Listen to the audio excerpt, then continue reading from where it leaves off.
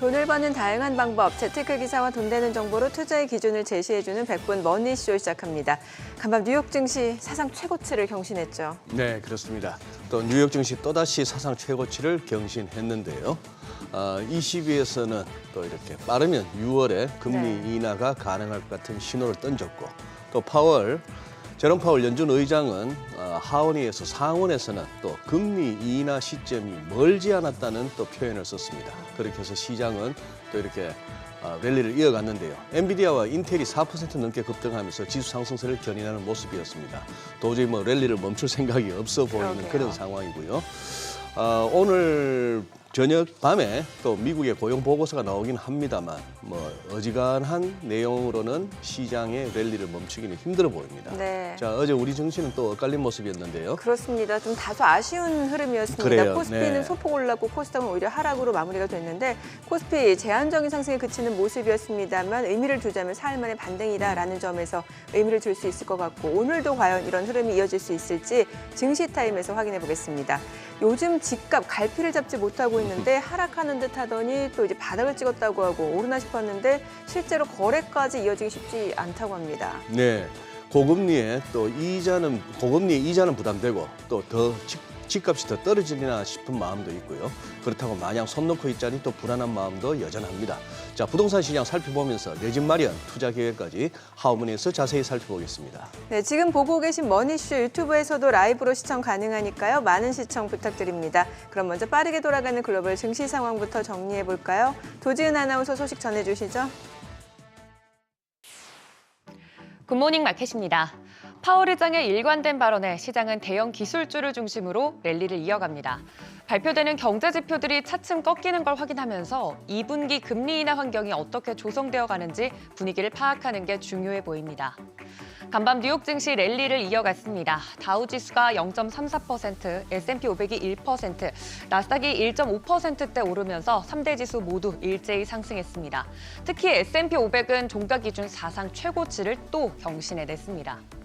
상승을 주도한 건 대형 기술주였는데요. 마이크로소프트가 1.75% 상승한 반면 최근 부진한 흐름을 이어오고 있는 애플은 0.07% 소폭 하락했습니다. 엔비디아는 무려 4.4%대 상승했고 반도체 섹터 전체적으로 초록불을 켰습니다. 구글과 아마존도 각각 구글이 2%대, 아마존이 1%대 상승 마감했습니다. 6위부터 10위도 보시면 메타가 3%대 상승에 성공을 했고요. 장 마감 후에 깜짝 실적을 발표한 브로드컴도 정규장에서 4%대 상승했습니다. 일라이릴리도 0.05% 강보합권을 마감했고 참고로 이 안에는 없지만 테슬라 오랜만에 상승 마감하긴 했습니다만 1.2% 상승에 그쳤습니다. 파월 연준 의장은 전날 멘트를 복사 붙여넣기 한 것처럼 상원 청문회에서도 비슷한 발언을 내놨습니다. 한마디로 올해 금리 인하 할 건데 일단 데이터가 더 필요하고 머지 않았다. 그리고 우리도 금리 인하 늦어질 때 위험성은 인지하고 있다인데 신중한 입장은 이전과 달라진 게 없지만 시장은 인플레이션 둔화세로 연준이 예상대로 올해 중순쯤 금리 인하에 나설 것이란 기대가 더 커지면서 랠리를 이어간 모습입니다. 발언 이후에 6월에 금리 인하 가능성도 상승한 모습입니다. 전문가들은 이번 파월 의장의 연설에 대해서 시장이 기대하고 있었고 마침내 연준 관계자들로부터 듣고 싶은 이야기를 듣게 됐다며 투자자들이 금리 인하가 다가오고 있다는 자신감을 얻게 됐다고 설명했습니다. 만약 2분기에 미국의 금리 방향성이 정해진다면 향후 다른 나라들의 금리 결정에도 영향을 미칠 텐데요. 우선 미국에 앞서 유럽 중앙은행은 정책 금리를 4회 연속 동결하기로 결정했습니다. 이번에 인하 논의는 없었지만 라가르드 총재는 인플레이션에 좀 더 확신을 갖게 된다면 금리 인하가 가능할 것이라고 언급하기도 했습니다. 연초로 돌아가서 한번 생각을 해보면 당시 미국 경기가 침체되는 것 아니냐는 우려는 급감했습니다. 작년 11월에서 12월의 디스플레이션 구간에서 금리와 유가는 내려왔고 증시는 올랐기 때문인데요. 경기가 괜찮다는 게 확인이 되자 물가 반등 우려가 발생했고 마침 홍해 공급망에 차질이 발생하면서 유가가 반등하는 등 서비스 물가는 좀처럼 하락하질 않았습니다. 거기에 AI 랠리가 증시를 끌어올리자 일각에서는 올해 금리 인하가 없을 것이란 주장까지 나왔는데 올해 금융시장은 디스인플레이션의 끝에서 시작해 노랜딩을 거쳐서 AI 포모 그리고 3월 초 한 차례 조정을 받고 다시 반등한 상황입니다. 역시나 재개된 랠리의 중심에는 엔비디아가 있습니다. 미주호 증권이 목표가를 기존 $850에서 $1,000로 상향을 했는데 이날도 4% 이상 급등하면서 또다시 사상 최고치를 경신해냅니다. 이처럼 주당 $1,000 이상을 예상한 공격적인 투자 은행들의 가이드를 따르기라도 하듯이 주가가 고공행진을 하고 있고 이외에도 AMD, 슈퍼 마이크로 컴퓨터 등도 함께 신고가를 경신해내는 흐름입니다. 한편 랠리가 펼쳐지는 와중에 고용 관련 지표는 한켠으로 밀려나 있는 느낌이었는데요. 한 주간 신규로 실업보험을 청구한 사람들의 수에 큰 변화가 나타나지 않았습니다. 수정된 직전주 수치인 21만 7천 명과 동일한 수준으로 예상치에도 부합하면서 시장에 미치는 영향력은 미미했습니다. 국제 유가는 미국의 원유 재고가 6주 연속 증가했다는 소식에 하락했습니다. WTI는 배럴당 78달러 선에, 브렌트유는 83달러 선에 마감하면서 거래를 마쳤습니다. 시장은 미 노동부가 공개하는 2월 고용보고서에 주목을 할 예정입니다. 전문가들은 미국 비농업 부문의 신규 고용이 2월 19만 건으로 줄었을 것으로 전망하고 있는데요. 보고서 결과가 시장 예상치에 부합하는지 여부 등을 살펴보시고 대응해 보시면 좋겠습니다. 굿모닝 마켓이었습니다.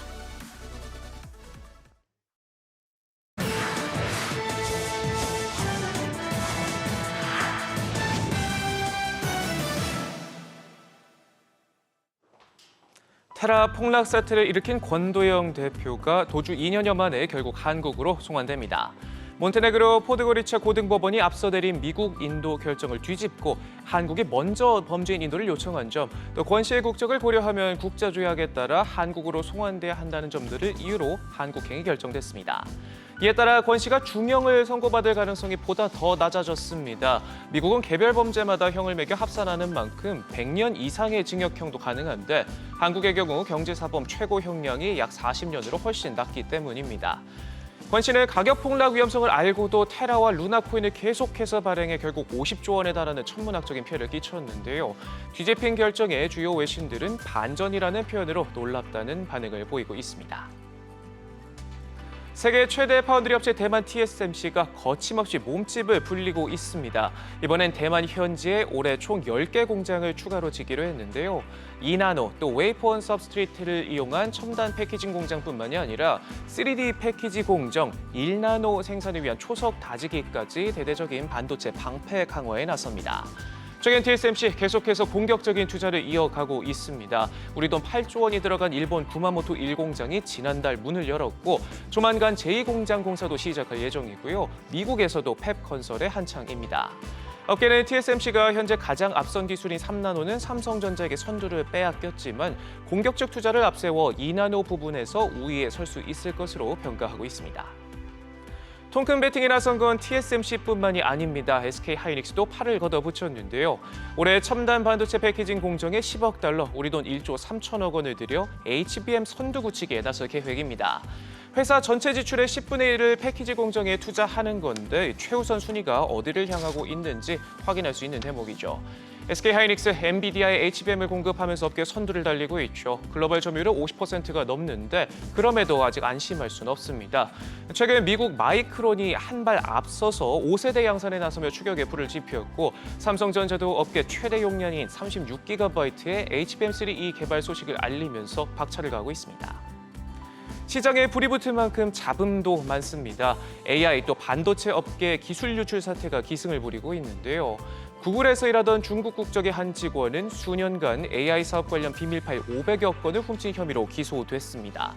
또 최근 3세대 HBM에 머물러 있던 마이크론이 순식간에 SK하이닉스와 삼성전자를 제치고 곧바로 5세대 양산에 뛰어들면서 한국의 반도체 기술이 넘어간 것 아니냐는 의혹도 일었는데 SK하이닉스에서 HBM과 D램 관련 업무를 담당하던 한 직원이 지난 2022년 7월 퇴사한 뒤 마이크론에 임원급으로 이직한 사실이 알려지면서 사측이 대응에 나서기도 했습니다.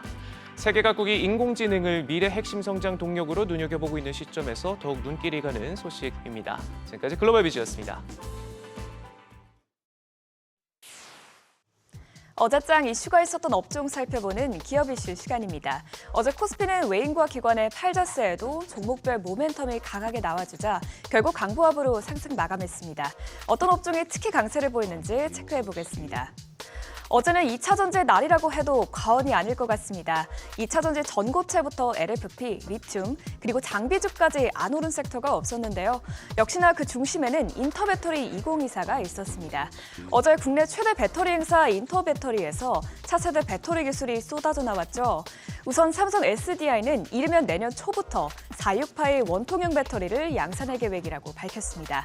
테슬라에 들어가는 4680 배터리를 포함해 높이가 다른 4695, 46110, 그리고 46120 모델까지 총 4가지 제품을 개발해 차세대 배터리 시장을 공략하겠다는 목표입니다. 또 지난번에 언급했던 대로 삼성 SDI는 꿈의 배터리로 불리는 전고체 양산 로드맵을 제시했습니다. 아직까지 전고체 양산까지 들어간 기업은 없는데요. 삼성 SDI는 2027년부터 업계 최고의 에너지 밀도를 갖춘 전고체 배터리를 대규모로 생산할 것이라고 밝혔습니다. 이외에도 LG 에너지 솔루션은 파우치형 셀투팩 기술을 최초 공개하고 SK온은 급속 충전 배터리를 내세우는 등 기업들이 각축전을 벌이면서 관련주들이 강세 흐름 보였습니다. 전고체 관련주로 묶이는 삼성 SDI와 한농화성은 어제 13%대, 17%대 올랐고요. 또 2차 전지 LFP 쪽으로 묶이는 자이글과 소프트세는 각각 19%대, 13%대 상승했습니다. 이어서 LG 에너지 솔루션은 3.23% 상승 마감했습니다. 최근 AI 반도체가 부각되다 보니 반도체주 내에서 순환매 장세가 이어지고 있는데요. 여러 반도체 섹터 내에서 뉴로모픽 반도체에 다시 이목이 쏠리고 있습니다. 카이스트 연구진이 세계 최초로 뉴로모픽 기술을 활용해 초저전력 온디바이스 AR 반도체를 개발했다는 소식이 나오면서 뉴로모픽 관련주들이 연일 급등세를 기록하고 있습니다. 카이스트 팀이 개발한 이 온디바이스 칩으로 거대 언어 모델을 처리할 수 있는데요. 초저전력만 소모하면서도 언어 모델 구현 시간이 단 0.4초에 불과하다고 합니다. 그리고 이 반도체 칩에 쓰이는 핵심 기술이 상보형 트랜스포머 기술, 즉 뉴로모픽 컴퓨팅 시스템인 것이죠. 연구진은 이 칩의 성능은 엔비디아의 A100 GPU와 비교했을 때 소모 전력이 625배 작다고 설명했는데요.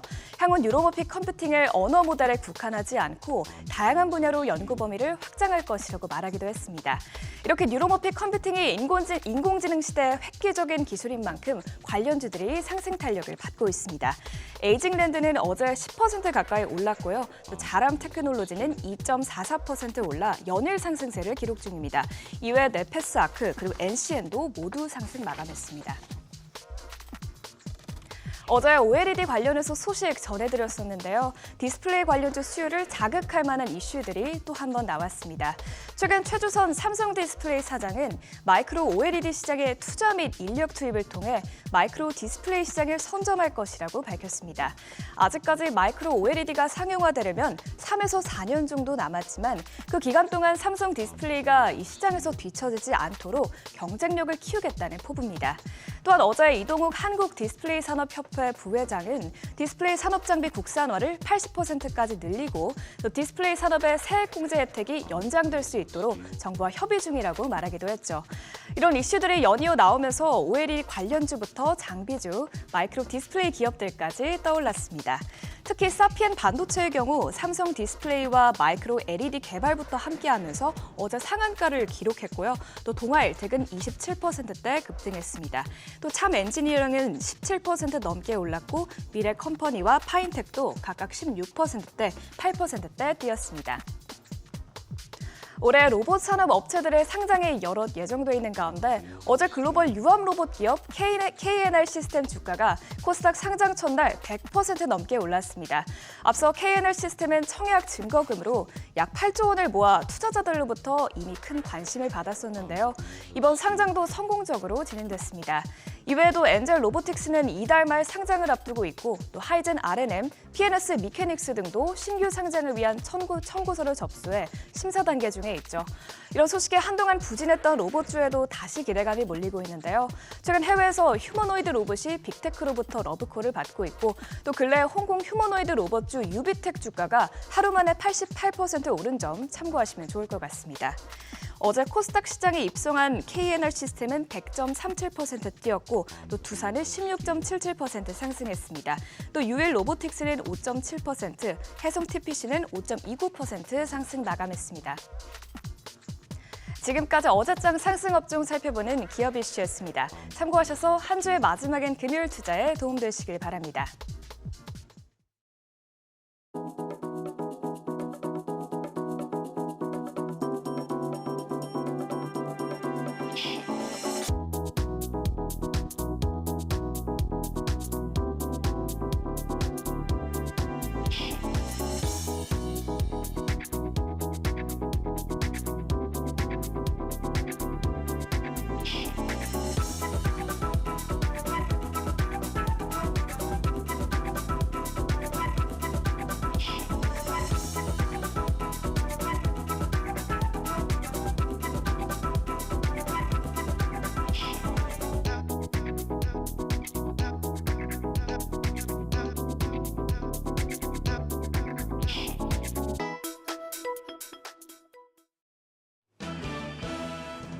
어제 양시장의 결이 달랐습니다.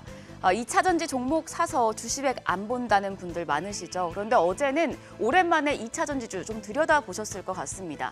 어제 국내 2차전지 종목으로 구성된 KLX 2차전지 탑10 지수가 코스피 상승률의 18배를 웃돌았습니다.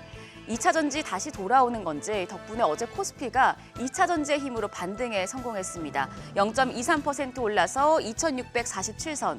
하루 전 강세 흐름을 보였던 코스닥 지수는 차익 매물 추례로 0.84% 조정을 받았습니다. 863선에 마감했습니다. 수급 상황 볼까요? 유가증권시장에서 지난 2거래일 외국인이 변심을 하는 건지 3천억 원이 넘는 순매도 포지션 잡았고요. 기관도 423억 원 매도 우위 기록하면서 지수의 상승 탄력을 떨어뜨렸습니다. 개인만이 2,697억 원 순매수 기록했습니다. 코스닥 시장으로 넘어가 보면 여기도 외국인과 기관 양 매도 포지션으로 지수를 압박했습니다. 외국인이 2,025억 원 매도 우위였고 기관도 1,228억 원 매도 포지션이었는데 개인만이 그 물량 홀로 다 받아냈습니다. 3,742억 원 순매수 기록했습니다. 시가총액 상위 종목 볼까요?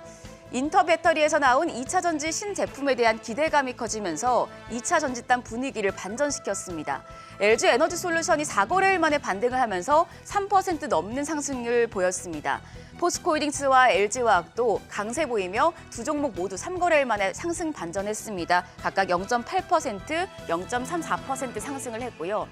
하루 전에 신고가를 기록했던 기아를 비롯해서 현대차는 조정을 받았고 SK하이닉스와 삼성바이오로직스는 1%대 상승 기록했습니다. 코스닥 시총 상위 종목을 보면 하루 전과 흐름이 확연하게 달랐습니다.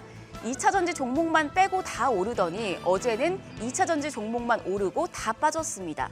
에코프로비엠과 에코프로가 각각 0.4%, 0.3% 상승 흐름 보인 반면 알테오젠과 엔캠 차익 실현 물량이 나오면서 5% 넘는 조정을 받았고요. 신성 델타테크도 8%대 하락세 기록하며 종가 10만 1,600원이었습니다. 환율은 3원 60전 떨어져서 1,330원 90전에 거래를 마쳤습니다. 어제 삼성 SDI가 차세대 제품인 46파이 원통형 배터리를 내년 초에 양산한다는 계획을 밝히며 인차전지의 반짝 랠리를 주도했습니다. 특히 46파이 원통형 배터리와 관련해서 전고체 관련주가 주목받고 있습니다. 이 전고체 배터리는 리튬이온 배터리의 양극과 음극 사이를 채우는 전해질을 고체에서 액체로 바꾼 배터리입니다. 굉장히 안전하고 에너지 밀도와 출력이 높아서 주행거리가 길어지고요. 외부 온도에 상관없이 안정적인 성능을 갖추고 있습니다. 그래서 전고체 전지 시장이 앞으로 꾸준하게 성장할 것으로 전망되고 있는데요. 전고체 전지에 따라서 커질 수 있는 시장은 고체 전해질과 황화 리튬 등입니다. 전고체 배터리 밸류체인이 리튬과 황화 리튬, 고체 전해질, 배터리 완성차 이렇게 연결이 되어 있습니다. 전고체 전지에는 황화물계 고체 전해질과 황화 리튬이 들어가기 때문에 이 부분이 굉장히 성장성이 큰데요. 고체 전해질 제조 기업으로는 에코프로비엠과 롯데에너지 머티리얼즈, CIS 등이 있고 황화 리튬 쪽엔 이수 스페셜티 케미칼, 레이크 머티리얼즈가 해당됩니다. 나머지 고분자 전해질 소재 쪽에서 한동화성, 장비 쪽에서 CIS와 PNT 등이 있으니 이쪽도 체크해 두시면 좋겠습니다. 한편 어제 코스닥 시장의 약세를 주도했던 건 바이오였습니다. 미국 암학회 AACR 초록이 공개가 되면서 이게 세론 뉴스가 되면서 일부 종목들에서 차익 실현 물량이 나왔습니다. 4월 AACR 개최까지 해당 모멘텀에 대한 기대가 잠시 수그러든 거라면 이번엔 미중 갈등 반사 수혜를 받을 수 있는 기업들에 주목하실 필요가 있겠습니다. 현지 시간 6일에 미국 상원에서 중국 바이오 기업과 거래를 제한하는 생명보안법을 통과시켰습니다. 법안이 무리가 없이 통과될 것으로 보이는데요. 중국의 우시앱텍, 베이징 게놈연구소, MGI 등이 이 법안에 따라서 수출 제한을 받을 것으로 보입니다. 그러면 중국에서 가져갔던 물량 상당 부분이 국내 기업으로 흘러 들어올 가능성이 큰데요. 글로벌 CDMO 4위 기업인 삼성바이오로직스와 최근에 수요가 급증하고 있는 비만 치료제 생산 공정을 갖춘 한미약품, 그리고 우시 STA 올리고 생산 물량 절반 정도를 커버할 수 있는 ST팜 등이 수혜를 받을 수 있겠습니다. 관련주들 흐름도 체크하시길 바랍니다. 간밤 뉴욕 증시에서 S&P가 또 한 번 사상 최고치를 기록하는 등 상승세를 보여줬죠. 오늘 우리 증시도 양호하게 출발할 것으로 보이는데 2차 전지주 랠리가 이어질지 주목되고 있습니다. 지금까지 어제장 오늘장이었습니다.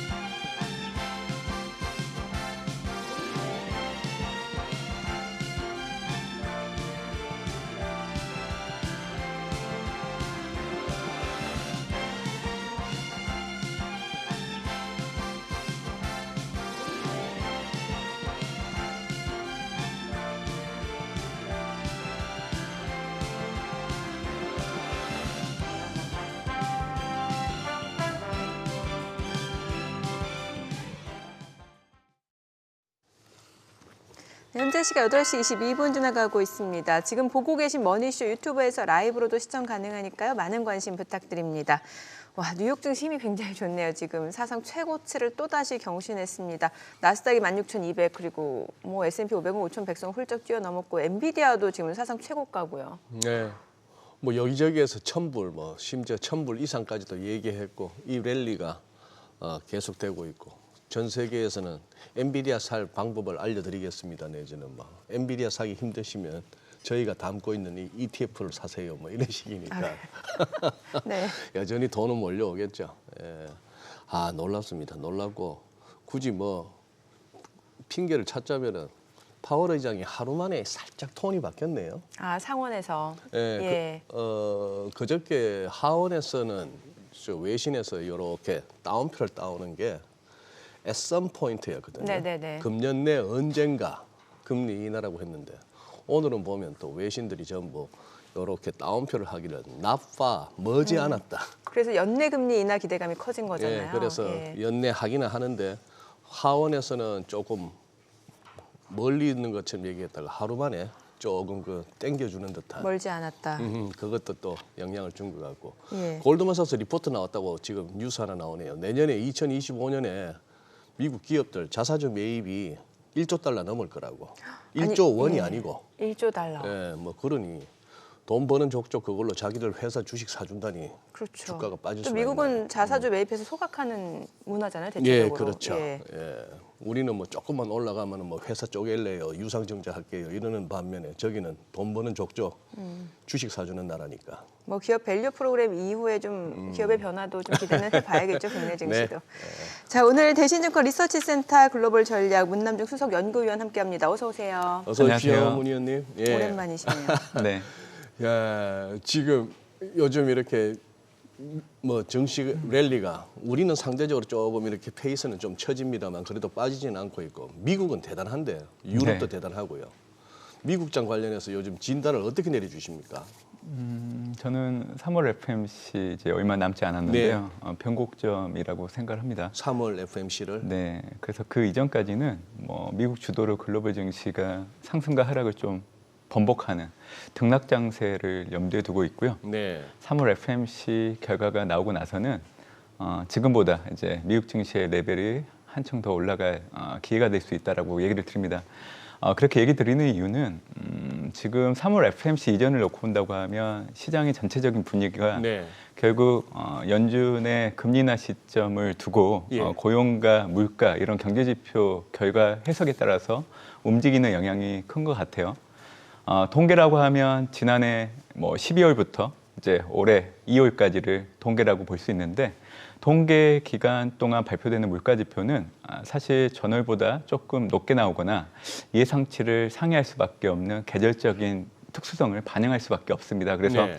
올해 발표되고 있는 미국의 물가 지표 결과를 보면 확인하셨겠지만 사실 예상치를 상회하는 그 결과를 놓고 연준의 금리 인하 시점이 뒤처질 수 있다는 그 해석으로 인해서 이제 증시에 흔들림으로 작용한 부분들이 있고 지금 현재 시장조차도 지난해 하반기 그리고 올해 초 그리고 현재 비교를 해보면 연준의 금리 인하 시점을 올해 1월 그리고 3월 이렇게 5월, 6월 자꾸만 이렇게 예. 늦추고 있거든요. 예. 그래서 3월 FMC 이전에 발표되는 이제 물가지표 발표 예정된 게 이제 중요한 게 이제 10일 발표되는 이제 미국의 2월 소비자 물가 네네. 그리고 14일 날 발표되는 생산자 물가 그리고 직전에 발표되는 게 이제 15일 미시간대 기대 인플레이션율 결과 그러니까 이 세 가지 물가 지표를 앞두고 있는 상황이기 때문에 결국 결과에 따라서 좀 증시의 흔들림이 나타날 수는 있지만 어떻게 보면 3월 FMC 이후 이제 통화 정책에 대한 불확실성을 충분히 낮춰줄 여지는 있다라고 생각을 하거든요. 그렇기 때문에 그 이유를 근간으로 해서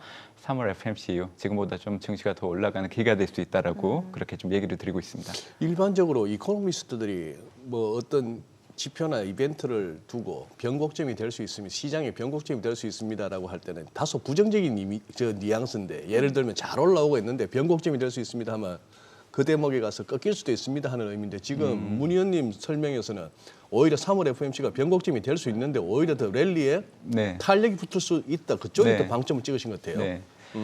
제가 이렇게 얘기해드리는 네. 이유는 결국 이번 주에도 이제 파월 연준 의장이 하원과 상원 증언에서 얘기한 걸 놓고 지금 시장이 금리 인하 시점이 조금은 앞당겨질 수도 있겠구나. 아니면 올해 금리 인하라는 게 단행될 수 있다는 큰 대의를 염두에 두고 시작을 해석하기 때문에 지금 올라가고 있는 거거든요.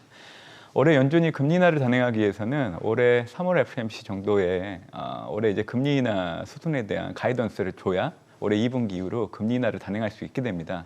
3월 같은 경우에는 이제 수정 경제 전망이 발표가 돼요. 지금 현재 제가 올해 연준의 통화 정책을 전망을 할 때는 지난해 12월에 발표된 수정 경제 전망에 의거해서 전망을 하고 있는데 아마 3월 FMC 때 발표되는 수정 경제 전망 그 내에서 올해 연준이 생각하고 있는 최종 정책 금리의 중위가 이게 기존이 4.6이고요. 네. 그리고 레인지 같은 경우에는 3.9에서 5.4가 기존에 연준이 바라보고 있는 레인지입니다. 근데 이 숫자가 중위값과 레인지가 상향 조정된다고 하면 사실 연준은 시장이 생각하고 있는 것처럼 올해 6월 이후로 금리 인하를 좀 염두에 두고 있겠다라고 해석을 할 수 있는 거고요.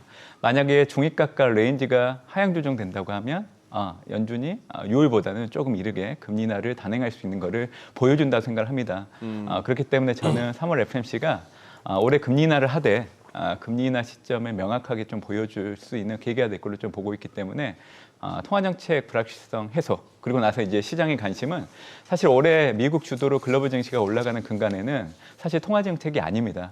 경기와 기업이익이 지난해와는 다르게 요인이 될 걸로 좀 보고 있기 때문에 그러한 전환점이 될 수 있는 게 3월 FMC이기 때문에 큰 의미를 두고 있는 상황입니다. 뭐 사실 제롬 파월 연준 의장은 미국 경기에 대해서 침체가 없다는 식으로 얘기를 했잖아요. 여러 가지 지표들도 그런 거예요. 사실 지표 보면 약간 혼란스러운 부분이 좀 있거든요.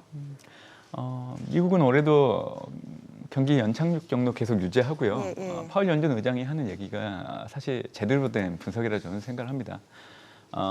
미국의 분기별 GDP 흐름을 놓고 본다고 하면요. 2022년 1분기와 2분기 때는 기술적 경기 침체 들어갔다가 2022년 3분기 이후 그리고 지난해 4분기 평균 GDP 성장률의 증분을 놓고 온다고 하면 2.97% 정도 상승을 해오고 있는 상황입니다. 그런데 미국의 잠재 성장률 추정하는 기간마다 약간 차이는 있지만 대략적으로 1.8% 전후를 염두에 둔다고 하면 잠재 성장률보다는 실질 성장률이 1%포인트 이상 상회를 하고 있기 때문에 이러한 징후들을 놓고 온다고 하면 올해도 미국 경제가 연착륙 가능하다 그렇게 얘기를 드릴 수 있을 것 같고요.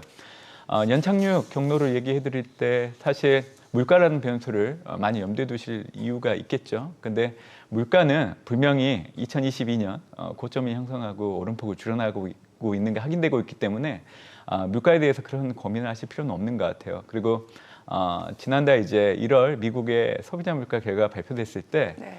사실은 주거비는 전월 대비로 놓고 온다고 하면 전월보다는 올라갔지만 네, 네. 사실 전년 동월 대비로 놓고 온다고 하면 여전히 오름폭을 줄여나가고 있는 상황이기 때문에 일부에서는 이제 주거비의 경직성을 놓고 물가가 튈 수 있다는 얘기를 좀 하는 의견들이 있지만 네. 사실 추세를 놓고 온다고 하면 그 의견은 좀 잘못된 부분들이 있다라고 생각합니다. 그래서 그 이후로 발표되는 물가 지표 추이를 놓고 온다고 하면 동해 물가 지표까지는 오름폭을 좀 높이거나 예상치보다 높게 나올 수 있지만 3월 물가 이후부터는 다시금 오름폭을 줄여나가는 게 나타날 걸로 좀 보고 있기 때문에 그래서 이 물가 흐름을 염두에 둔다고 하더라도 미국의 경기 연착륙 경로가 계속 유지될 수 있다는 생각을 저도 하고 있고 파월 연준 의장이 하고 있는 발언 역시 틀린 네. 얘기는 아니라고 저는 생각을 하고 있습니다.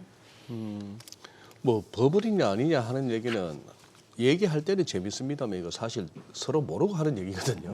이거 버블은 터져봐야 터질 때까지는 그렇죠. 버블인지 예. 아닌지 알 수가 없는데 지금 뭐 엔비디아를 빼고는 얘기가 안 되는 상황이 됐습니다. 우리 문 의원님 보시기에 지금 요거 엔비디아 갖고 나도 미국의 소위 M7이라고 하는 것 중에 들고 있다라고 하시는 분 중에서도 애플, 테슬라, 구글만 이렇게 들고 있고 엔비디아를 빼놓고 그쪽 들고 계신 분들은 정말 속이 상하실 것 같아요. 지금 상황에. 엔비디아 지금도 올라타야 된다? 아니면 지금은 조금 들고 있는 거 좀 줄여야 된다. 엔비디아 이사 2명이 조금 슬쩍 팔았나 보네요. 이 와중에. 어려운 질문이네요.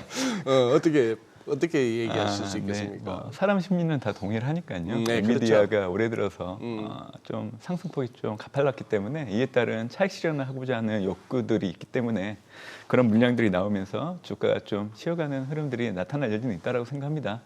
다만 엔비디아 주가가 여전히 좀 길게 갈 수 있다라고 저는 생각을 하고 있는데요. 아무래도 이제 그 시점을 놓고 봤을 때 어느 시점에서 좀 엔비디아를 접근하면 좋을까라고 했을 때 이번 달 18일 날 엔비디아 같은 경우에는 뭐 개발자들을 위한 뭐 총회 같은 거를 이벤트를 앞두고 있는 상황인데 예. 아무래도 이번 엔비디아 총회를 통해 가지고 새로운 GPU 신제품을 좀 내놓을 여지가 상당히 높기 때문에 아마 그 이벤트를 기점으로 해서 엔비디아 주가는 다시 올라갈 여지가 있다고 생각합니다. 그리고 엔비디아가 하고 있는 사업 영위 부분을 놓고 온다고 하면 물론 이제 후발업체들이 빠르게 따라오고 있는 부분들은 있지만 선점 효과가 여전히 유지되고 있는 부분들을 얘기해드리고 싶고요. 그리고 이제 최근에 뭐 생성형, 뭐 AI 관련된 열풍들이 이게 쉽게 그치진 않을 것 같아요. 그렇기 때문에 엔비디아에 대해서는 여전히 좀 긍정적인 뷰를 좀 계속 얘기를 드리고 있는 상황입니다. 네. 지금 사실 뭐 엔비디아뿐만 아니라 최근에 보면 슈퍼 마이크로 컴퓨터, SMCI 종목도 뭐 계속해서 강세 흐름을 이어가고 있고 뭐 제2 엔비디아 얘기까지 나오고 있는 상황인데 이들 종목은 어떤가요?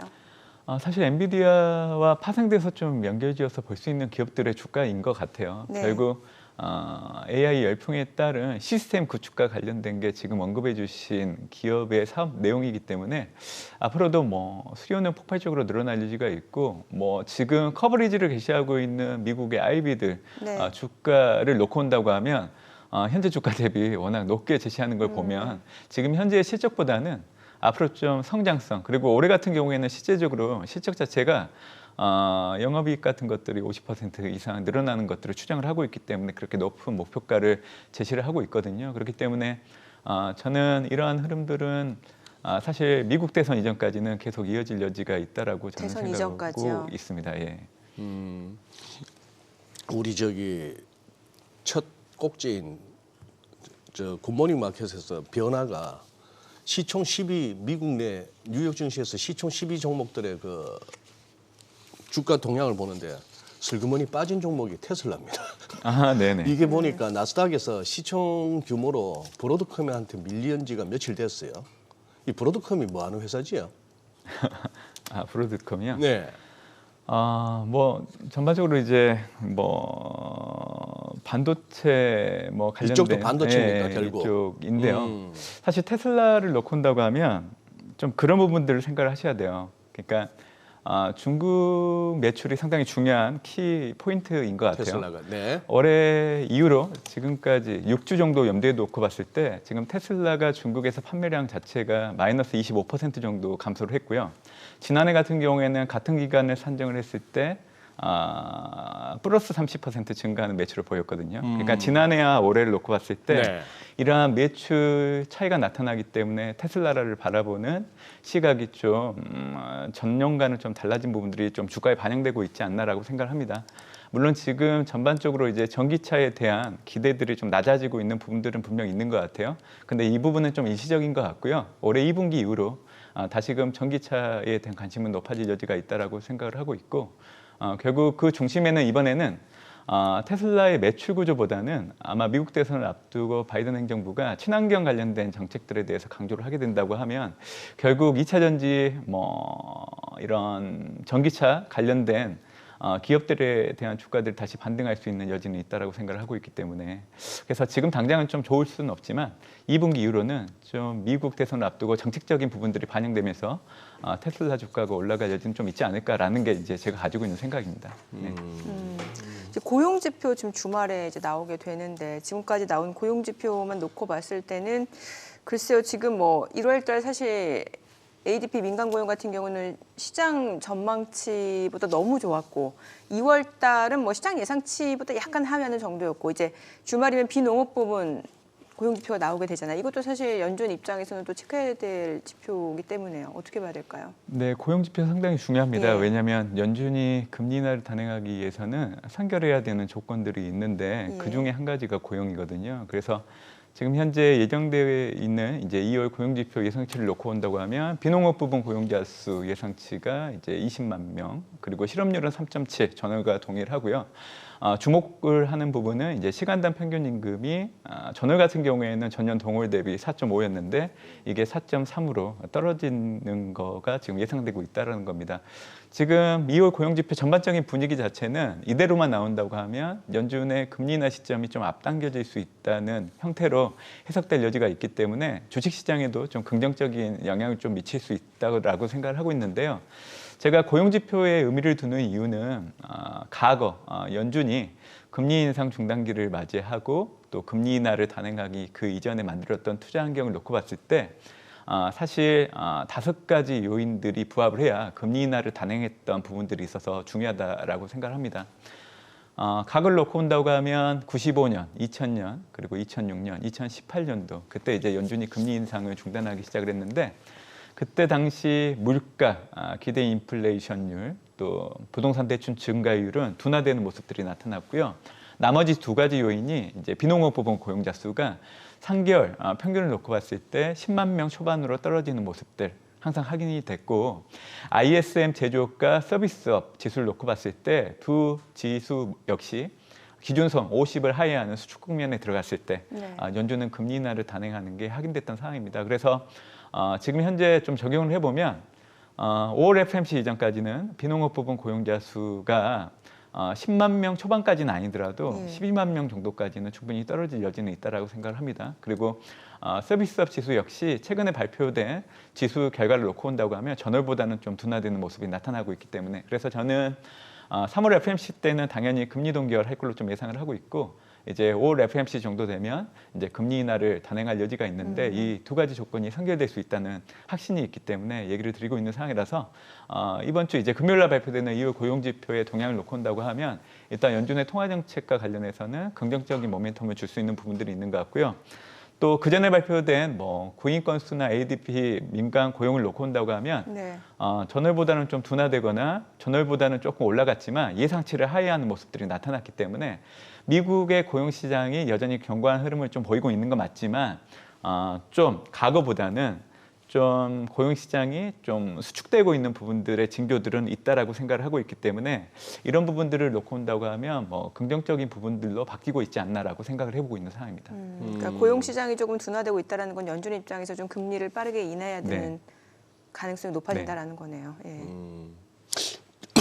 아유, 우리 유럽도 그래도 한 번은 또 얘기를 해줘야 될 것 같은데 그래야 저 라가르트 총재가 덜 서운해하실 것 같은데.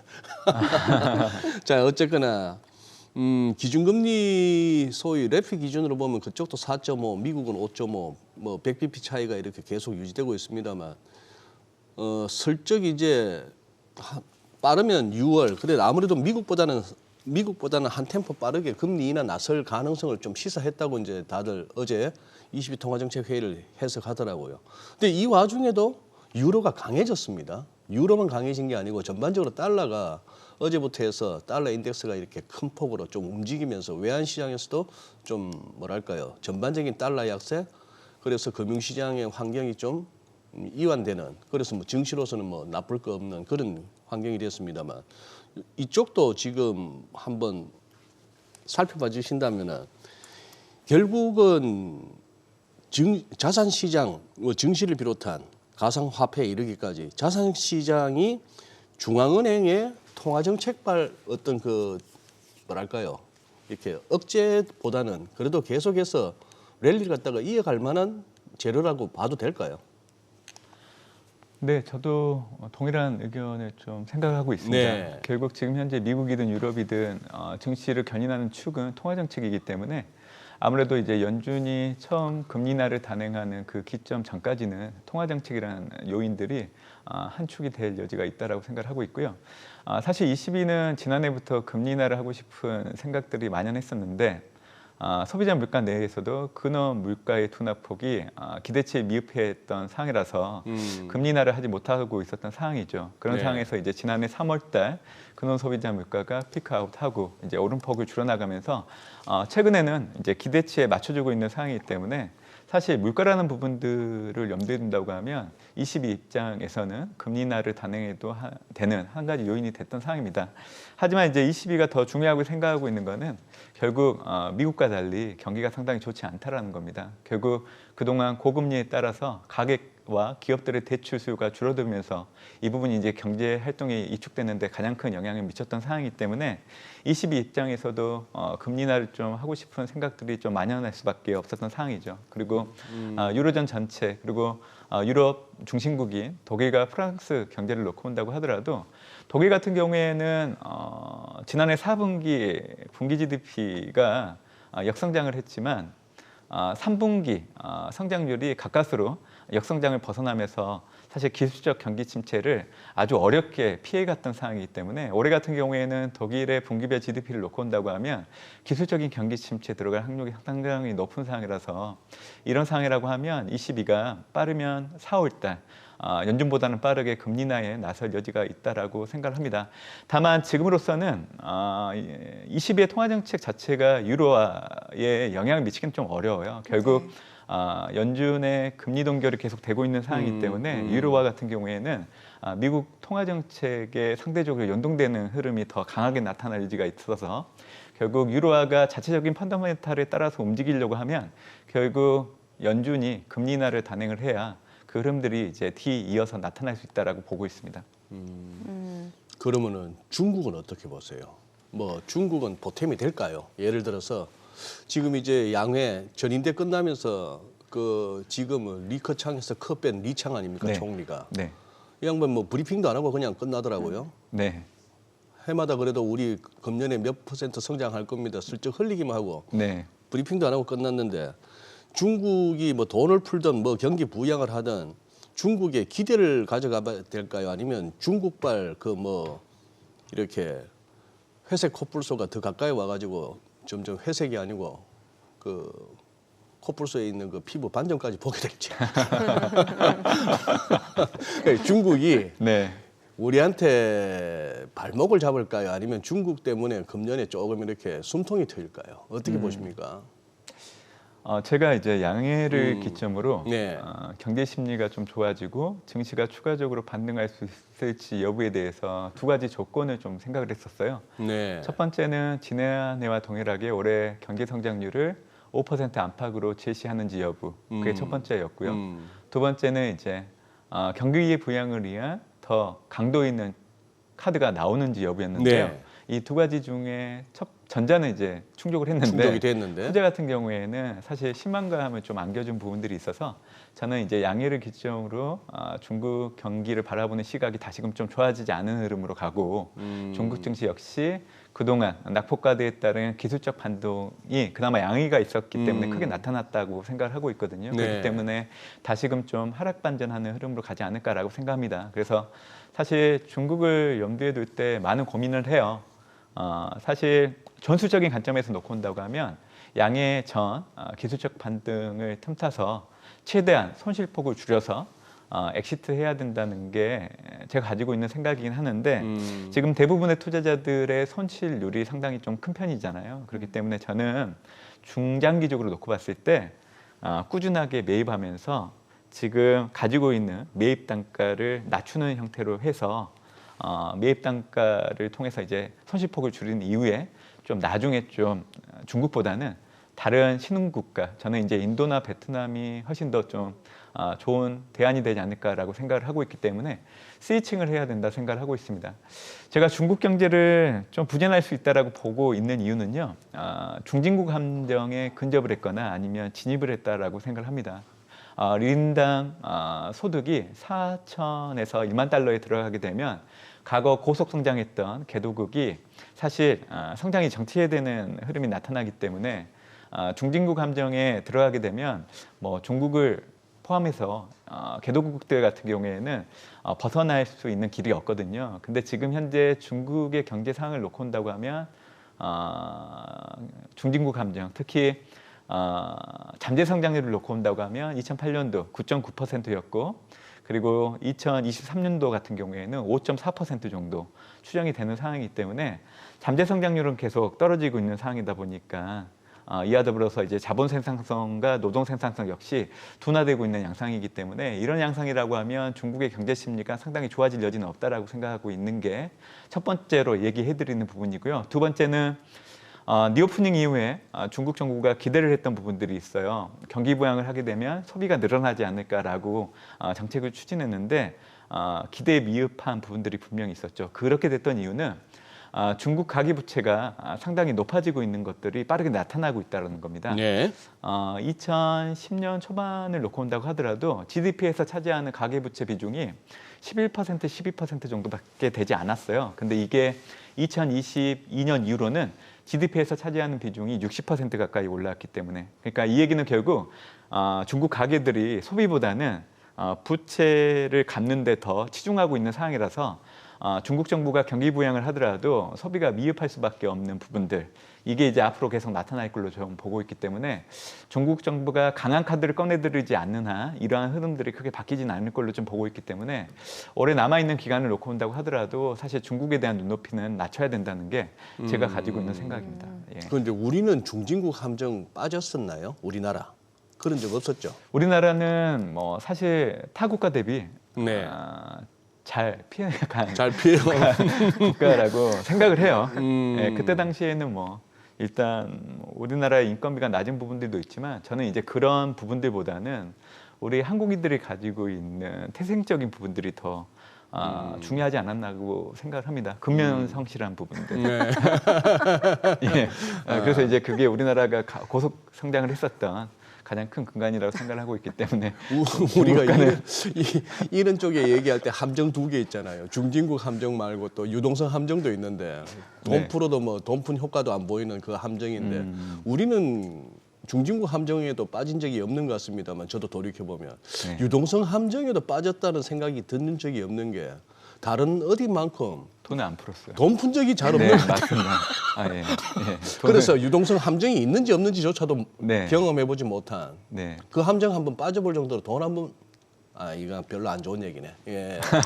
결과가 안 좋았으니까 항상. 그렇죠. 인플레이션이라는 결과가 그렇습니다. 있으니까. 그 이번 주가 슈퍼 화요일이었잖아요. 지금 네. 결국에는 뭐 이제 미 대선 자체가 트럼프하고 이제 바이든 리턴 매치로 결정이 됐는데 트럼프노믹스 이제 바이든노믹스가 사실 이게 공존할 수 없는 상극이다 보니까 이게 누가 되느냐에 따라서 경제 뭐 시장에 미치는 영향이 상당할 것 같은데 어떻게 봐야 될까요? 네. 사실 예. 트럼프 공화당 후보가 다시 당선이 되겠다고 하면 사실 이제 투자자 입장에서는 많은 고민을 좀 해야 될 거라고 생각을 해요. 근데 이제 긍정적인 부분보다는 부정적인 부분들이 더 크다라고 생각을 하고 있기 때문에 저는 내심 트럼프보다는 바이든이 재선되기를 좀 염두에 두고 있는 부분들도 있습니다. 시장 입장에서 봤을 때요. 네, 경제구를 놓고 본다고 하면 트럼프는 이제 미국 우선주의이긴 하지만 바이든은 이제 미국산 구매라는 차별점을 좀 두고 있는 상황이고요. 통상 정책을 놓고 본다고 하더라도 트럼프 같은 경우에는 재정 적자를 줄이는 게 목적이긴 하지만 바이든 행정부 같은 경우에는 시장 접근 기회를 넓히는 형태로 중점을 두고 있는 게 약간의 차이점이라고 보시면 됩니다. 그리고 대중국 견제 정책을 놓고 본다고 하더라도 바이든 행정부 같은 경우에는 동맹국과 함께 이제 강경한 태도를 취하는 거지만 사실 트럼프 같은 경우에는 노골적으로 좀 중국을 압박하는 형태, 특히 고유 관세를 통해서 그를 활용할 걸로 좀 보고 있기 때문에 이런 전체적인 공약들의 차별점을 놓고 본다고 하면 트럼프 당선 시 부정적인 영향은 좀 더 크지 않을까라고 생각을 합니다. 한국 같은 경우에도 사실 우리나라 주력 수출품이라고 할 수 있는 반도체가 부정적인 영향이 클 여지는 있다라고 생각을 해요. 왜냐하면 지금 현재 이제 미국 바이든 행정부가 국가적인 보조금을 지급하고 있는 반도체 부분들에 대한 부분들이 폐지 형태로 갈 거로 좀 보고 있기 때문에 그래서 사실 반도체 자동차 같은 경우에도 미국에서 생산되지 않는 차량 같은 경우에는 고율 관세를 부과하는 부분들 그리고 철강 같은 경우에도 무역 확장법 232조를 적용하게 된다고 하면 수출 커터가 축소되는 부분들이 있기 때문에 부정적인 부분들이 분명히 있죠. 그렇기 때문에 유독 트럼프가 당선된다고 하면 한국 주력 수출품에는 부정적인 영향력을 좀 줄 수 있다는 게 제가 가지고 있는 생각입니다. 네. 네. 자, 지금 시각 8시 51분 지나갑니다. 오늘 양시장 호가 상황 체크해 보겠습니다. 먼저 코스피 예상 체결 지수부터 확인해 보죠. 현재 0.5% 상승 예상되고요. 지금 호가에서 2,661포인트 집계됩니다.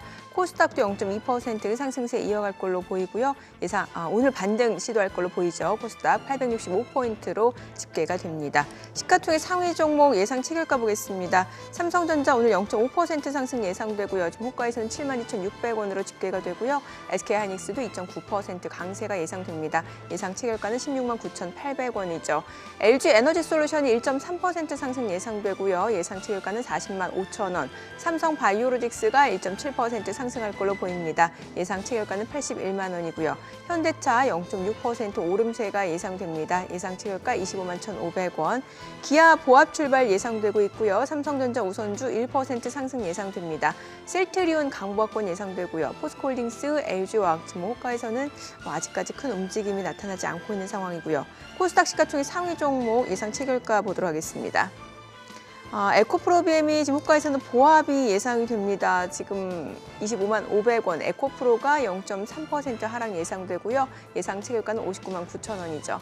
HLB가 1% 약세가 예상되고요. 호가 7만 9,100원.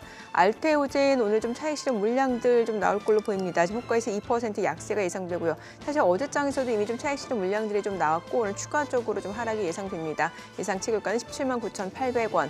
HPSP가 1.5% 상승 예상되고요. 예상 체결가 57,800원이죠. 셀트리온작 0.5% 하락이 예상됩니다. 지금 호가는 11만 800원, 엔캠 1.2% 상승 예상되고요. 예상 체결가 24만 6천 원, 레인보우 로보틱스 상승 출발 예상되죠. 예상 체결가 16만 8천 원이고요. 리노공업도 오름세가 예상되고 호가 20만 7천 원, 신성 델타테크 초전도체 관련주, 최근에 보면은 뉴로모픽 초전도체 관련주 다시 한번 강세를 보여주고 있는데 오늘 신성 델타테크 3.3% 강세가 예상되고요. 예상 체결가 10만 5천 원으로 집계가 됩니다. 자, 이제 개장까지 6분여가량 남았습니다. 지금 전반적으로 보니까 시장 오늘 또 상승세가 예상이 되고 아무래도 뉴욕 증시에도 사상 최고치를 이어가다 보니까 국내 증시도 좀 그 영향이 좀 예상이 되네요. 오늘 못 오르면 시장도 아니죠 뭐. 안 그래요? 욕심 같아서는 그렇죠. 좀 더 많이 올라갔으면 좋겠고. 예. 오늘도 못 오르면 방송 안 할랍니다. 이걸 무슨 시장이라고 중계를 하고 전망을 해요. 오늘도 못 오르면. 그런 말씀 함부로 하시면 안 돼요. 그렇구나. 예, 그런 말씀 함부로 하시면 안 돼요. 맞아요. 뭘 자꾸 이렇게 걸고 이러면 안 돼요. 그런 그죠? 거 안 돼요. 안 돼, 안 돼. 예측이나 전망은 틀릴 수도 있기 때문에. 안 돼요. 네, 안 돼요. 네, 알겠습니다.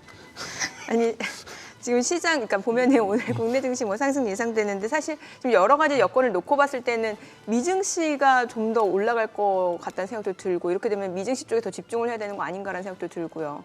어떻게 봐야 돼요? 투자자 입장에서. 예, 국내 투자자분들께 또 이런 얘기 들으면 좀 소외감이 느껴질 수 있으실 것 같아가지고 좀 부담스럽긴 하는데 저는 이제 국내 장보다는 좀 미국 장을 중심으로 좀 대응하시는 게 투자 수익률을 높이는 데 좀 더 긍정적이지 않을까 생각을 좀 해보고 있고요. 한국 같은 경우에는 사실 뭐 미국 증시 영향을 받아서 이제 올라가거나 떨어지는 이런 분위기에 연동되는 흐름들이 좀 대부분이긴 하는데 네. 사실 우리나라 코스피 지수가 추세적으로 움직임을 결정하는 거는 결국 수출 증가율입니다. 근데 이제 다행히도 이제 2월 수출 증가를 놓고 온다고 하면 전체 수출 증가율이 5개월 연속 플러스이고 또 반도체 수출 역시 4개월 연속 플러스이기 때문에 현재 이제 국내 증시가 오름폭을 높여가는 긍정적인 투자 환경이 마련되고 있는 건 분명히 있는 것 같습니다. 근데 이제 제가 주목하는 거는 중국향 수출 증가율이 다시금 마이너스로 전환된 부분을 놓고 온다고 하면 특히 중국을 중심으로 동아시아 증시 같은 경우에는 예. 사실 민감할 수밖에 없는 대목이거든요. 그렇기 때문에 오늘 뭐 우리나라 증시 미국장 반영해서 올라갈 수는 있겠지만 그 상승 탄력 자체가 네. 좀 떨어질 수 있는 부분들은 분명히 있지 않을까라고 생각을 해보고 있고요. 중요한 거는 금요일 날 이제 2월 고용지표 상당히 중요하잖아요. 오늘 결국엔, 밤에. 예, 네, 그렇기 네. 때문에 결국 그 경기감 때문에 정강 후약 정도의 흐름들을 좀 염두에 두지 않을 수 있을까 생각하고 있습니다. 지금 문남중 연구위원은 전강후약을 예상하셨고 소장님은 오늘 같은 날 시장 안 가면 안 된다. 아니 시장도 아니 아니다, 아니 이렇게 아니 말씀하셨고. 안 가면 안 된다가 아니고 오늘 같은 날 지수가 마이너스라는 거는 말도 안 된다 이런 말도 안 얘기죠. 되니까. 예. 뭐 그 정도로 예. 그래요. 좀 탄력성은 좀 제한될 수도 있다. 아니 그래서 미증시 쪽이 조금 더 포트폴리오상으로 봤을 때 비중을 좀 높이는 게 올해 수익률 측면에서 좋다라는 거예요? 네. 네. 제가 이제 미국 증시 관련해서 좀 알아두시면 좋을 얘기 하나 해드릴게요. 예. 지금 S&P 500 지수가 마디 지수 5,000선 안착을 시도를 하고 있는 상황이에요. 지금 안착됐다고 얘기하기는 어렵거든요. 5,100선을 넘기긴 했지만 좀 예. 더 이게 과정이 이어져야 된다는 네. 거죠. 제가 이런 얘기를 해드리는 이유는 과거 팬데믹 이후에 마디 지수를 도전한 게 현재까지 총 3번입니다. 네. 2020년 5월 그리고 2021년 4월 각각 마디 지수 3,000과 4,000을 안착할 때 당시 흐름을 놓고 온다고 하면 처음에는 마디 지수를 상회하지만 한 달 정도 전후로 해가지고 2번 정도 그 마디 지수를 하회할 정도로 급격한 변동성이 나타난 이후에 안착하는 흐름을 동일하게 보였던 사례가 있어요. 그렇기 때문에 제가 올해 들어서 이제 마디 지수 5,000 지수 안착을 하기 위해서는 3월 FMC 이전까지 2번 정도의 변동성을 겪고 나게 되면 이제 FMC가 끝나고 나면 안착할 확률이 상당히 높아질 수 있다라고 얘기를 좀 드리고 있거든요. 근데 제가 말씀드리는 변동성은 큰 가격 조정은 아니에요. 그냥 여러분들이 보시기에는 이 정도면 좀 살만하겠다는 정도의 흐름 정도가 나타날 것으로 좀 보고 있기 때문에 저는 그 가정들이 3월 FMC 이전에 좀 나타날 여지가 있다라고 생각을 합니다. 그렇기 때문에 고용 지표도 있지만 이제 다음 주 같은 경우에는 말씀드렸지만 10일 발표되는 미국의 2월 소비자 물가, 네. 14일 날 발표되는 미국의 2월 생산자 물가, 그리고 15일 날 발표되는 미시간대 기대 인플레이션율 결과가 상당히 중요할 것으로 좀 보고 있고 동계라는 특수성을 놓고 온다고 하면 전월보다 올라가거나 예상치를 상회할 여지도 있습니다. 그럴 경우에는 이제 증시가 하락하고 장기 금리는 올라가고 달러는 강세를 보일 여지도 있기 때문에 아무래도 다음 주가 5,000선 안착하기 이전에 나타날 수 있는 마지막 변동성이 나타나는 구간이라고 보고 있기 때문에 과거 3,000과 4,000 마디 지수를 안착했을 때 그 패턴을 꼭 기억하시면 좋겠다고 얘기를 좀 드리고 있습니다. 그럼 지금 포트폴리오 아직 좀 비중을 못 담으신 분들은 오히려 다음 주가 또 기회가 될 수도 네네네. 있는 거네요. 네. 미국 쪽. 그럼 기존에 잘 나가던 종목들 위주로 가야 돼요? 아니면 어떻게 해야 돼요? 제가 이제 그 투자자분들께 투자 대상을 선정을 할 때 우선적으로 이런 부분들을 염두에 두시면 좋겠다고 얘기를 해드려요. 어떤 부분이냐면 러프하게는 각 국가에 기준금리가 있으면 그 기준금리와 물가를 비교해 놓고 기준금리보다 물가가 낮은 경우에는 해당되는 국가, 해당되는 투자 대상을 투자를 해야 된다는 얘기를 좀 드리고 있습니다. 네. 이거를 이제 보통 실질 정책 금리가 양해값으로 바뀌었다고 좀 얘기를 드리고 있는데요. 지금 현재 미국 같은 경우에는 실질 중립 금리보다 실질 정책 금리가 여전히 높은 상황이기 때문에 그래서 이제 작년 7월 달에 연준이 금리 인상을 중단하고 올해 2분기 이후로 금리 인하를 단행할 수 있는 투자 환경이 마련되고 있는 상황입니다. 이런 환경에서 과거 경험상 높은 수익률을 보였던 대상들을 놓고 본다고 하면 결론을 저희가 개장하고 좀 들어보도록 예. 하겠습니다. 네. 오늘 국내 증시 개장합니다.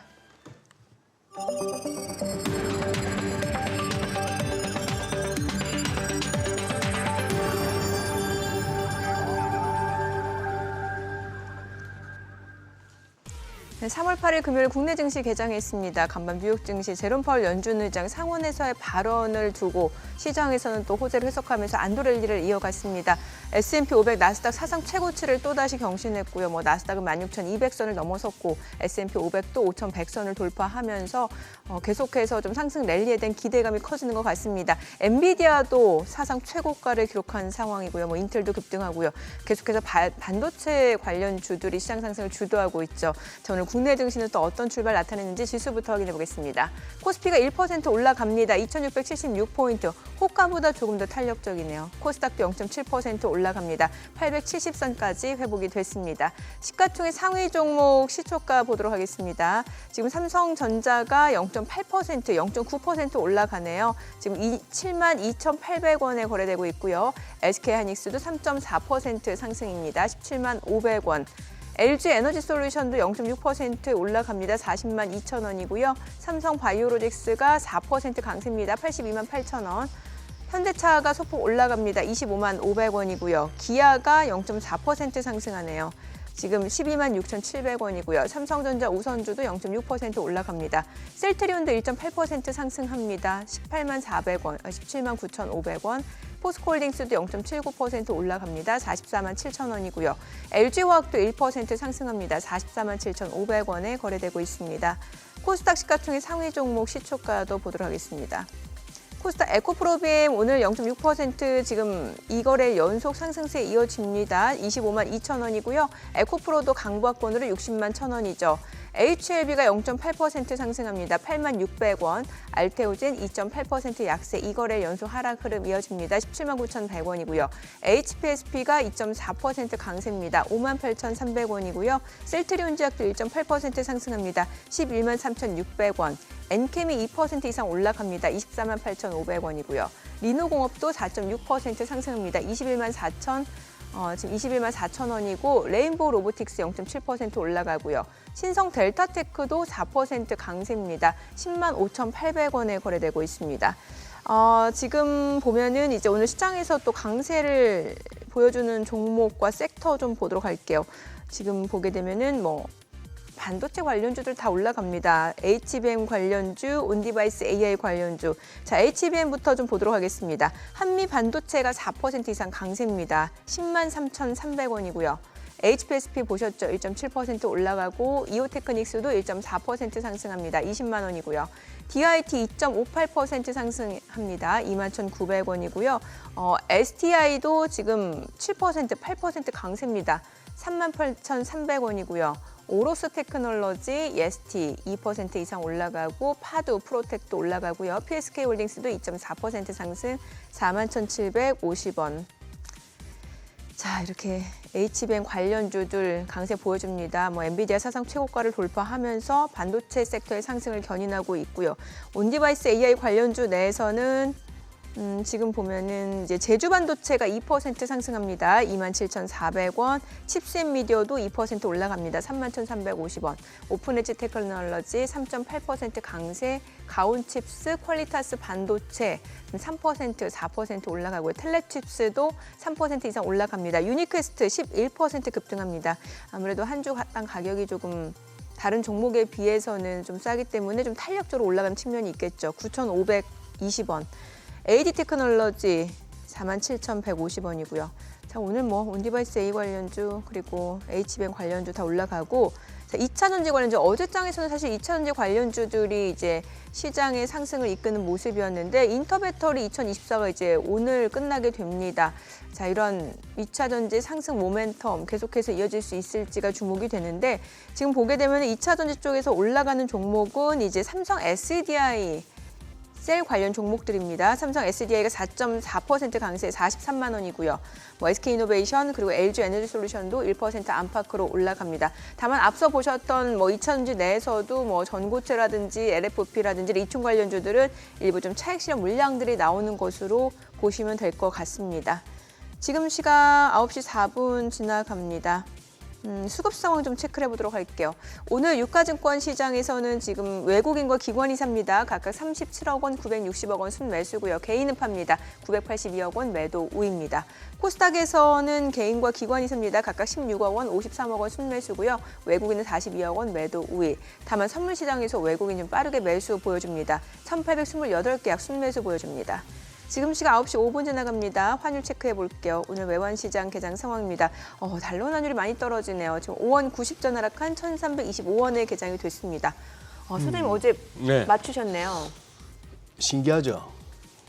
아니요, 네. 아니 원래 환율 네. 쪽 외환 전문가시니까요. 아유, 됐고요. 네, 맨날 갈구시다고 왜 이러시죠 오늘은? 네. 아니요, 그런 건 아니 근데 아니고. 개장가보다도 더 밀리네요. 오늘 환율 낙폭이 이러다가 진짜 10원까지도 가나 싶은 생각이 드는데 간당간당 하더니만 진짜 달러는 훅 이렇게 좀 밀리는 그런 상황. 달러의 환율 147.8. 네. 엔원 환율은 순식간에 895.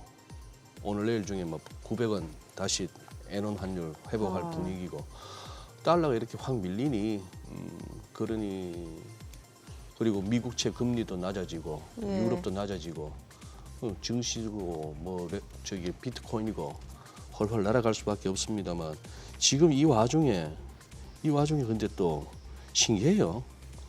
장 끝나고 나면 미국 장은 지수 선물은 또 늘 보면은 고만고만합니다. 또 지금 약간 또 파란색이고 한데 또 본장 열리면 또 헐헐 날아가고 네. 그런 상황이라서 이제 달러 엔화가 강세로 가도 니케이는 약하긴 미미하긴 합니다만 그래도 상승세를 이어가고 시장 간에 금융 가격 변수 간의 상관관계를 갖다가 엮어가면서 사후적인 설명조차도 힘든 그런 이렇게 그게 됐습니다. 이쪽 저쪽 돈이 많이 들어가네요. 채권 시장 돈 들어가니까 채권 가격 올라가 수익률 낮아져. 주식 올라가, 코인 올라가 그런 상황이 됐습니다. 이따 하우머니 시간에 집값은 이제 안 오르나요? 그것만 확인하면 되겠습니다. 집값? 지역별로 다르겠죠. 예. 그럴까요? 네. 증시에서도 종목별로 다 다르잖아요. 그러네요. 시장 간다고 모든 종목 2차 다 가는 전지도 거 다 가는 게 아니네요. 그럼요. 예. 분명히 거기에 합당한 실적과 어떤 재료가 있는 쪽은 네. 가지고 있고, 네네. 또 아닌 쪽은 이렇게 소외당하고. 그런 반도체는 여전히 핫하고요. 이럴 때마다 이제 시장 이렇게 한마디로 설명이 잘 안 될 때요. 전문가들이 흔히 하는 말이 지금은 종목 장세입니다 하고 도망가 버리는데 실제로 종목 사실이니까. 장세죠. 예. 그래서 무슨 종목냐 하면 그거는 각자 알아서 찾으시고요 이러고. 그래도 문 연구위원님은 그래도 결론적으로 말씀을 주시니까. 그래요. 우리 문 연구님 제가 보니까 이게 이코노미스트 중에 좀 강하신 분이에요. 왜냐하면 뷰를 미증시 확대해야 된다고 했고. 그러니까 어정쩡하게 얘기 안 하시네요. 예, 좋습니다. 아까 실질금리 말씀 주셨고 그 결론을 이제 말씀을 주셔야 돼요. 어떤 국가에 투자를 해야 되고 그래서 달리는 종목에 올라타야 되는지 아니면 상대적으로 조금 소외됐던 가격 매력이 있는 종목을 봐야 되는지 거기까지 좀 결론을 주셔야 돼요.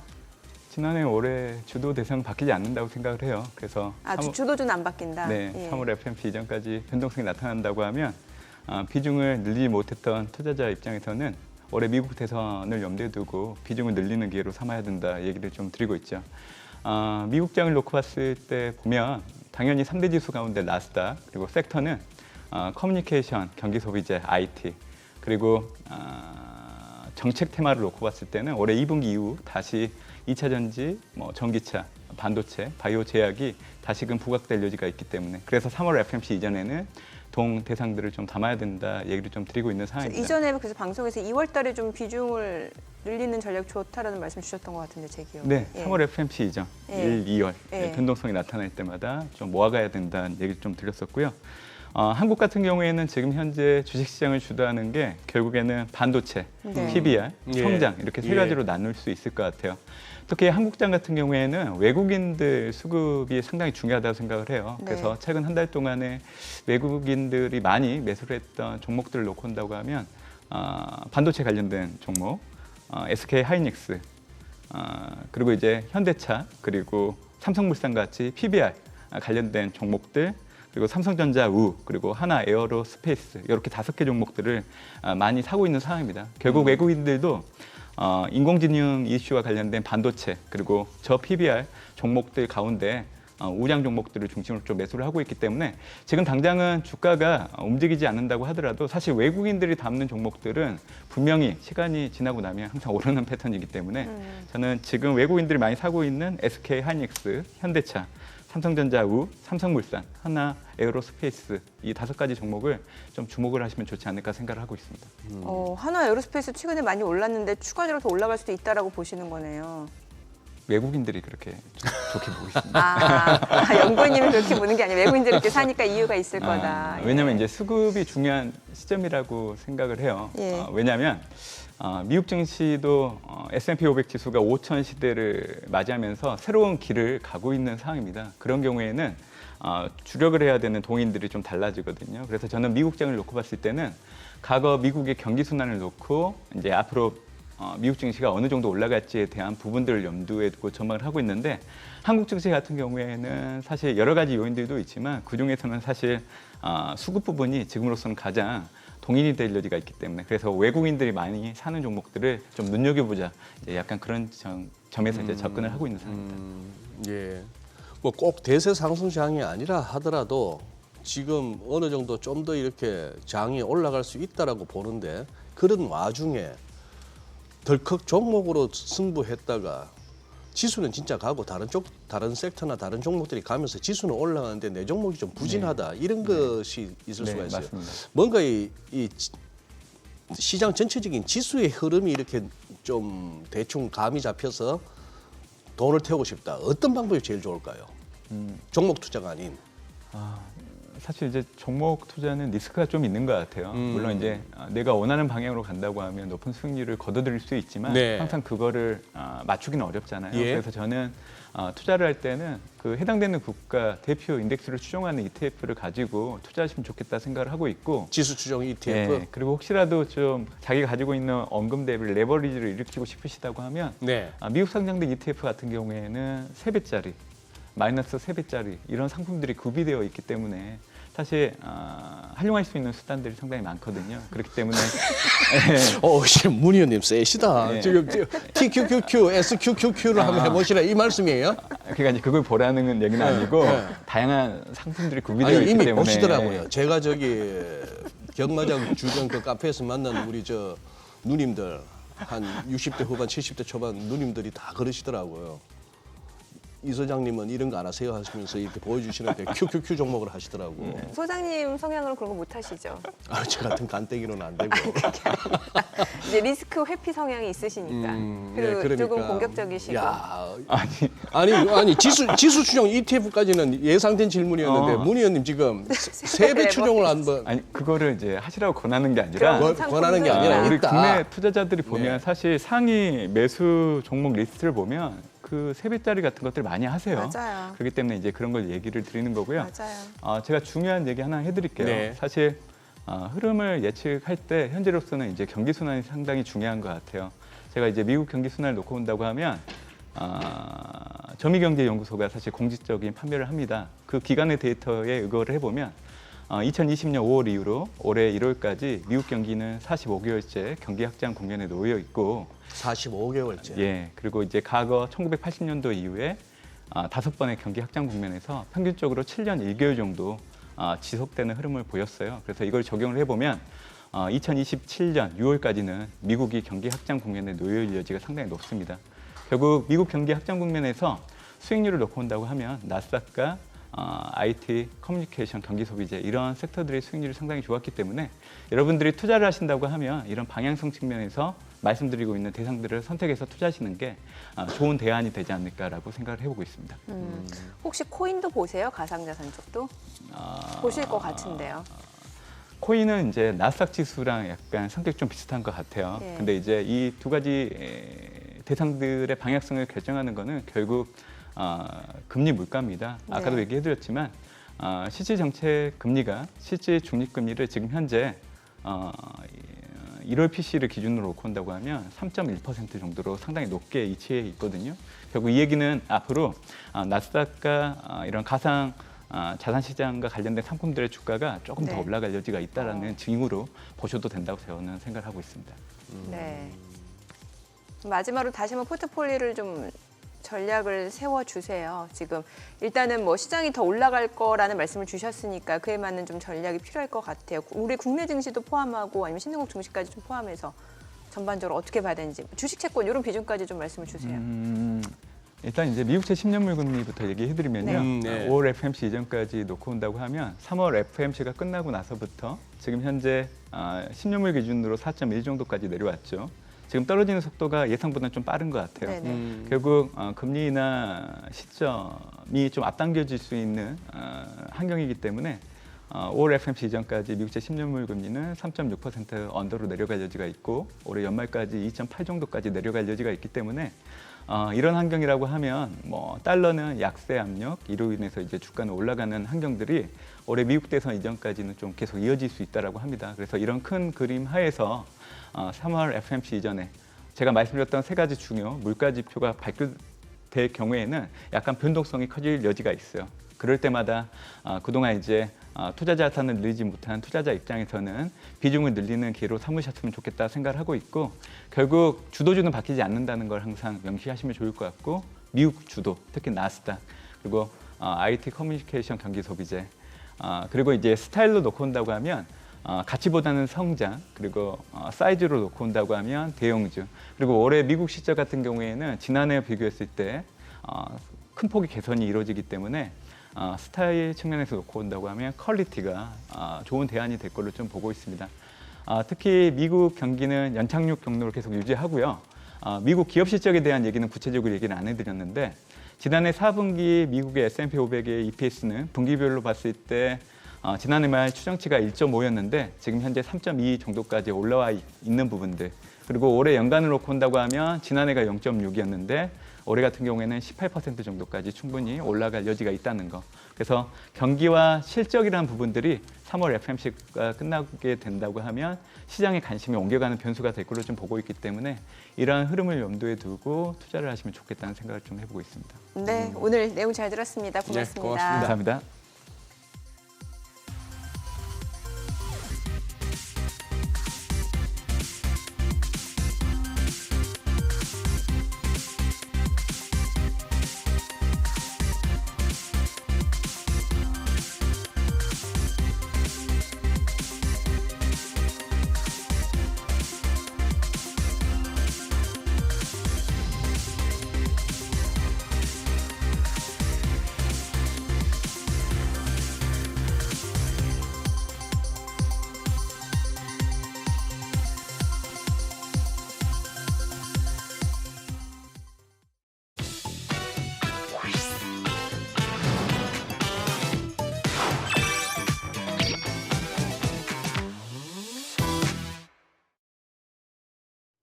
요즘 시장에서 가장 핫한 재테크 정보 남들은 어떻게 하는지 궁금하셨죠? 손에 잡히는 재테크에서 꽉꽉 채워 알려드립니다. 네, 오늘은 나연석 자산관리사님 전화 연결되어 있습니다. 안녕하세요. 안녕하세요.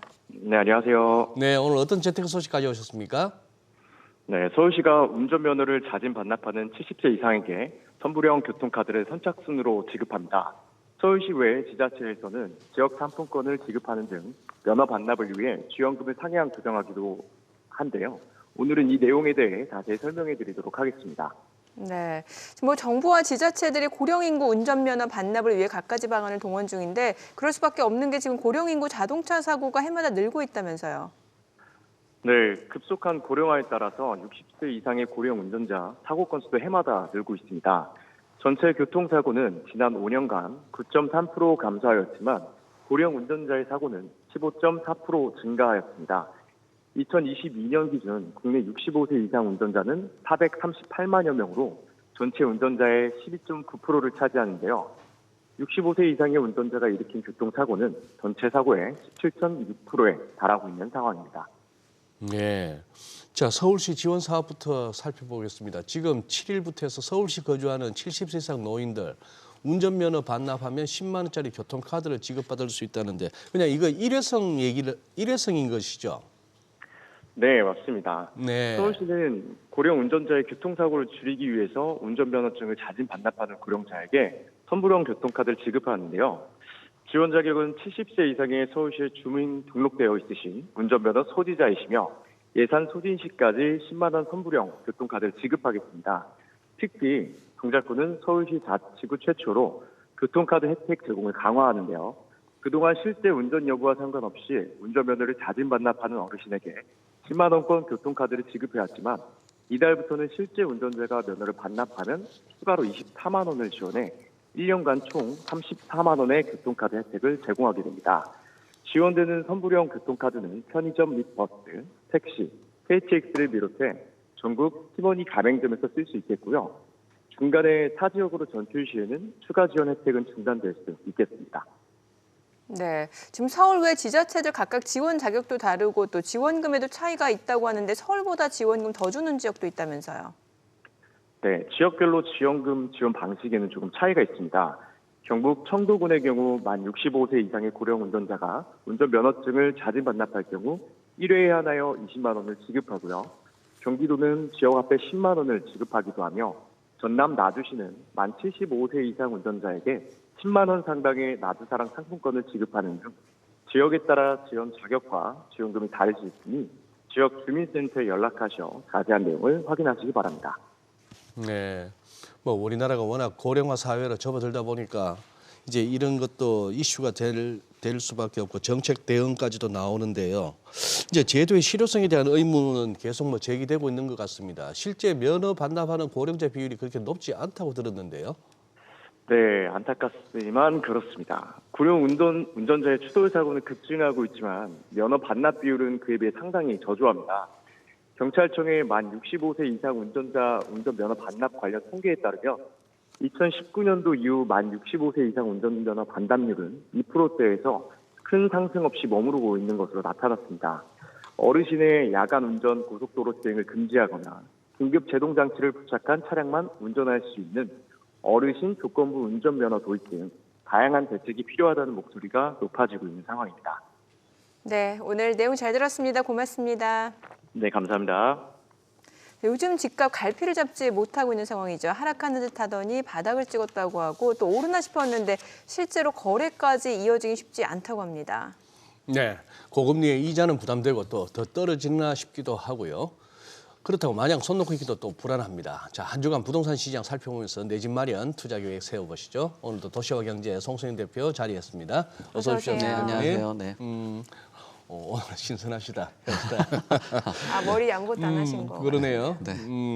아니 매번 이렇게 질문이 뒤로 밀리다가 네. 못 봤던 청약 시장 먼저 한번 네. 살펴보시죠. 네. 한국 부동산은 청약홈 네. 개편 네. 뭐 들어갔다고 했는데 그게 벌써 한 3주 됐나 봐요. 네. 지금 분양 시장 지금 어떻게 돌아가고 있습니까? 지금 이 개편 때문에 네. 그 일정들이나 이런 것들이 좀 미뤄지겠네요. 그렇죠. 예. 지금 뭐 전반적인 그 제도를 네. 상당 부분 개선을 하는 시장이다 보니까 예, 좀 미뤄지면서 3월에 있는 그 공급될 물량들 이런 것들은 감소할 수 있다라고 보여지고 있습니다. 지금 보면은 3월 달에 2월보다는 뭐 한 37% 정도 감소할 것으로 보여지고요. 그리고 지난 2월 공급 실적을 보면은 기존 분양 예정 물량이 한 92% 정도 수준밖에 안 되기 때문에 좀 상당 부분 좀 축소가 되고 있습니다. 그리고 1분기에 그 분양 계획 같은 경우도 2월 청약에 서둘러서 앞에서 좀 하다 보니까 3월에 있는 물량들이 좀 크게 감소됐다라고 보시면 되는데 여기서 좀 주목을 해봐야 되는 게 3월에는 경기가 한 3,600가구 정도 되고 또 수도권이 한 4,100가구 정도 되는데 서울은 아예 없다라는 거 이게 좀 고민을 해봐야 될 그 부분이고요.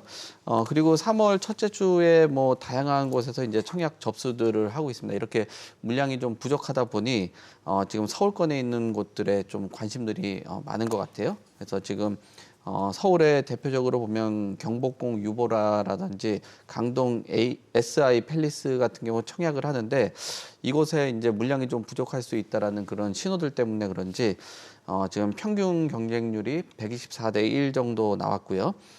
여기에 오피스텔 같은 경우도 11가구 모집하는데 999건이 접수가 됐습니다. 지금 경희궁 유보라 같은 경우 12일 날 당첨자가 발표가 되고 2026년 7월에 입주가 되는데 당첨자 발표된 이후에 이 당첨자들이 요즘에 이탈하는 경우들도 있고 또는 그 계약을 하시는 경우들도 있는데 앞으로 이런 3월 달에 축소된 그 공급 물량 그리고 서울에 입주라든지 공급 물량이 부족한 상황에서 이런 그 청약자들이 어떤 판단을 할지가 앞으로의 청약 시장의 분위기다라고도 볼 수 있을 것 같습니다. 네.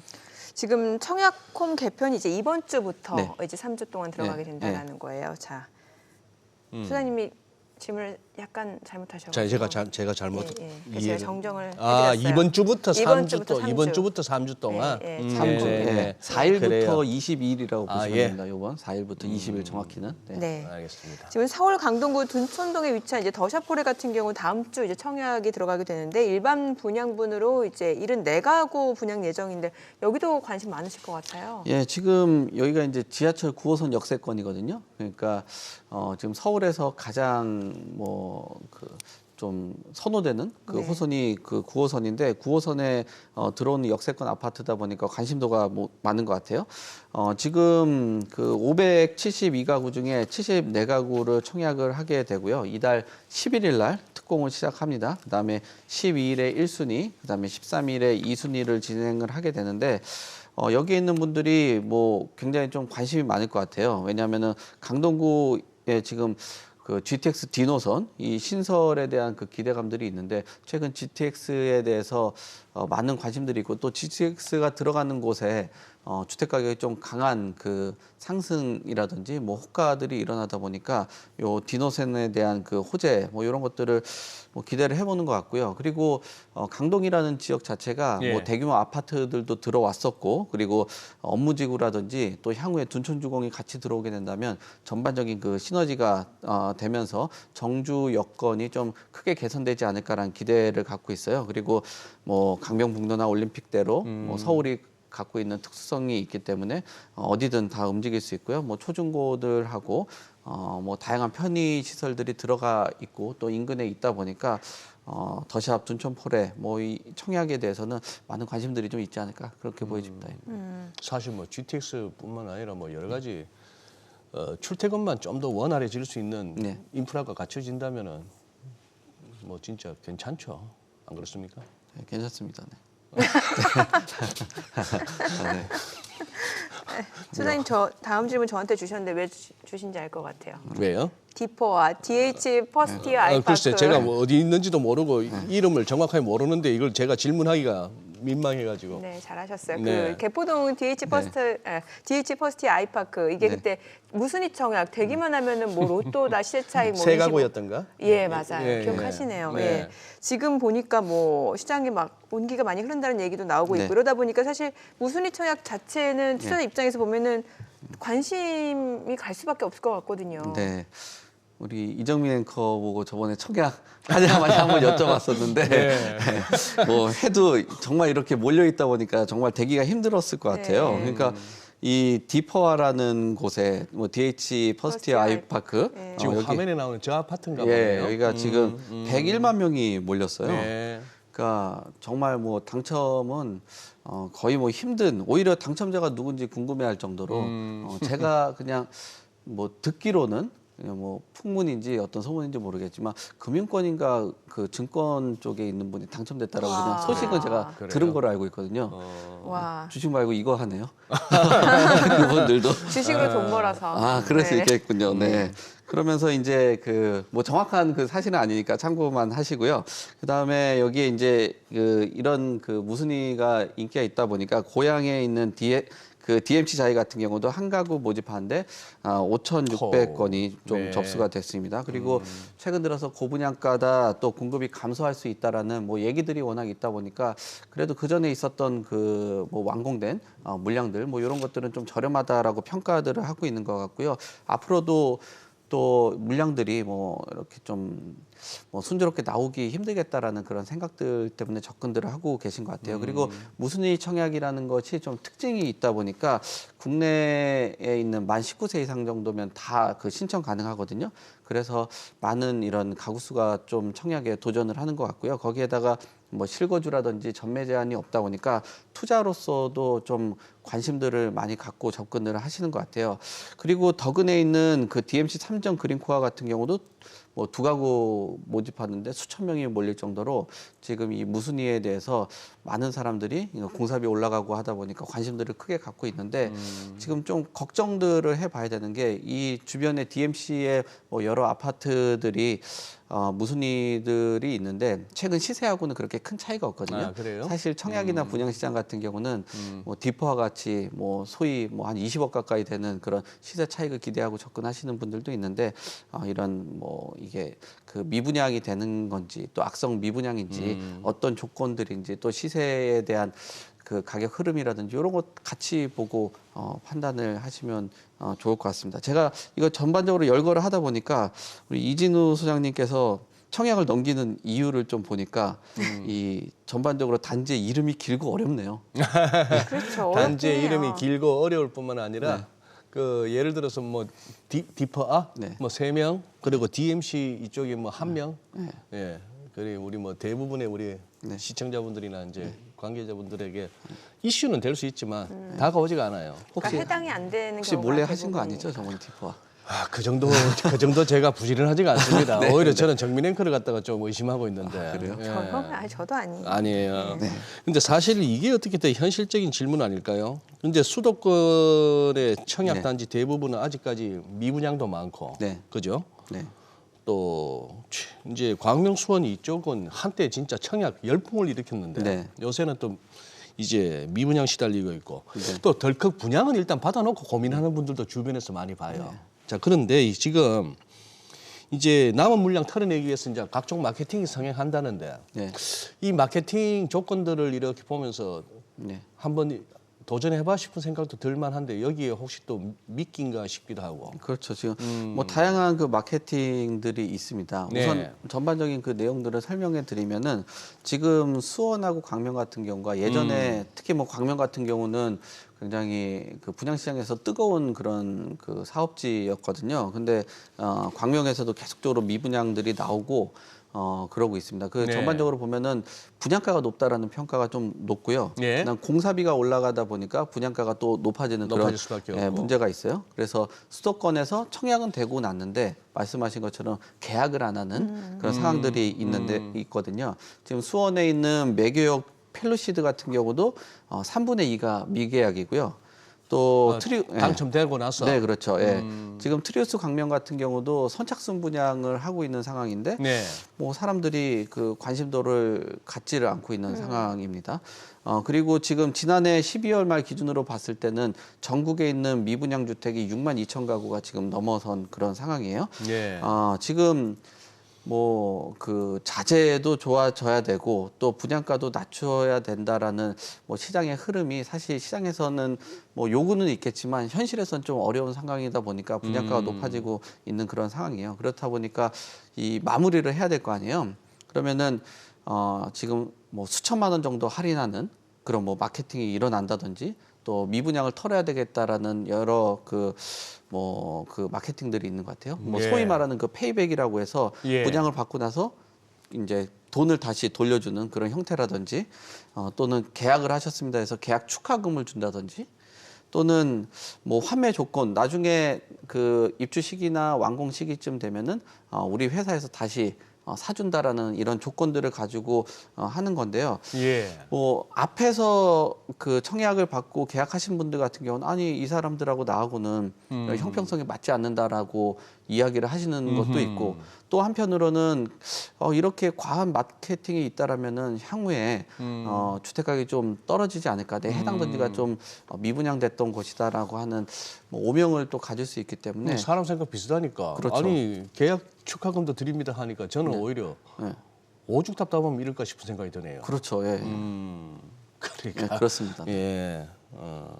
네. 알겠습니다. 지금 이제 청약홈 개편 끝나고 4월 총선 이후에는 뭔가 부동산 시장도 좀 많은 변화가 있을 네. 거다라는 얘기 나오는데 특히 이제 분양 시장 어떤 변화가 있을지 좀 관심인데 일단 뭐 청약제도 이제 새롭게 좀 반영이 되고 일각에서는 이제 물량도 확 줄어드는 데다가 네. 이제 서울하고 지방 양극화가 심해지기 때문에 서울과 일부 수도권만 흥행이 이어질 거다 이런 얘기 많이 나오더라고요. 네, 지금 그 청약 개편되면서 아마 이런 그 분양 시장 같은 경우는 좀 뭐 양극화가 좀 심해지지 않을까라고 생각되거든요. 왜냐하면 청약에 대한 그 제도가 상당 부분 개선이 됐습니다.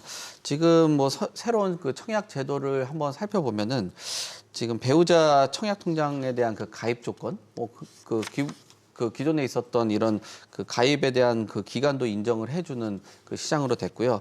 다자녀에 대한 특별 공급에 대한 기준도 완화가 됐습니다. 기존에 3명이었는데요. 이제 3인에서 2인으로 바뀌어지고요. 그리고 부부가 중복적으로 청약이 되다 보니까 청약을 할 수 있는 기회가 넓어졌습니다. 그리고 뭐 생애 최초라든지 신혼부부에겐 특공 중에 이제 출산 가구는 우선적으로 공급하게 됩니다. 그러다 보니까 이런 그 청약의 기회는 넓어졌는데 이런 넓어진 기회가 수도권 쪽으로만 흘러가지 않을까라는 걱정들을 하고 있는 것 같아요. 왜냐하면은 지금 분상제가 적용이 된다든지 뭐 좋은 입지에 있는 곳들 이런 것들은 흥행이 좀 이어질 수 있다라고 보여지고요. 그리고 분양가에 대한 그 미분양들이 좀 9개월 만에 증가가 되고 있는 상황인데 서울은 역시나 청약의 열기가 계속적으로 이어지고 있고 지방은 외면받고 있는 그런 상황인데 특히나 지방 안에서는 가격이라든지 입지에 대한 메리트가 좀 떨어진다 평가받는 곳 같은 경우는 소위 그 참패라고 할 정도로 지금 악성 미분양까지도 계속 나오고 있는 그 심각한 문제 때문에 수도권하고 이 지방의 그 청약에 대한 그 양극화 현상들은 제도 개편으로 인해서 더 벌어질 수 있다라고 보여집니다. 네. 지금 시간이 얼마 안 남아가지고 네. 지금 드리고 싶은 질문은 많은데 한번 압축해봐야 될 것 네. 같습니다. 지금 송 대표님. 네. 아니 뭐 집값이 여기서 이제 2차 하락기에 접어들었다는 네. 주장, 네. 이 정도면 바닥 잡았다는 주장. 그래서 송 대표님 뭐 집값이 어떻게 될 것 같습니까? 여쭙기는 생략하겠습니다. 네. 뭐 그거야 뭐 각자 그 생각이 우리 들으시는 시청자분들도 각자 생각이 다 다르실 거고. 물어도 됩니다. 네. 그거보다 네.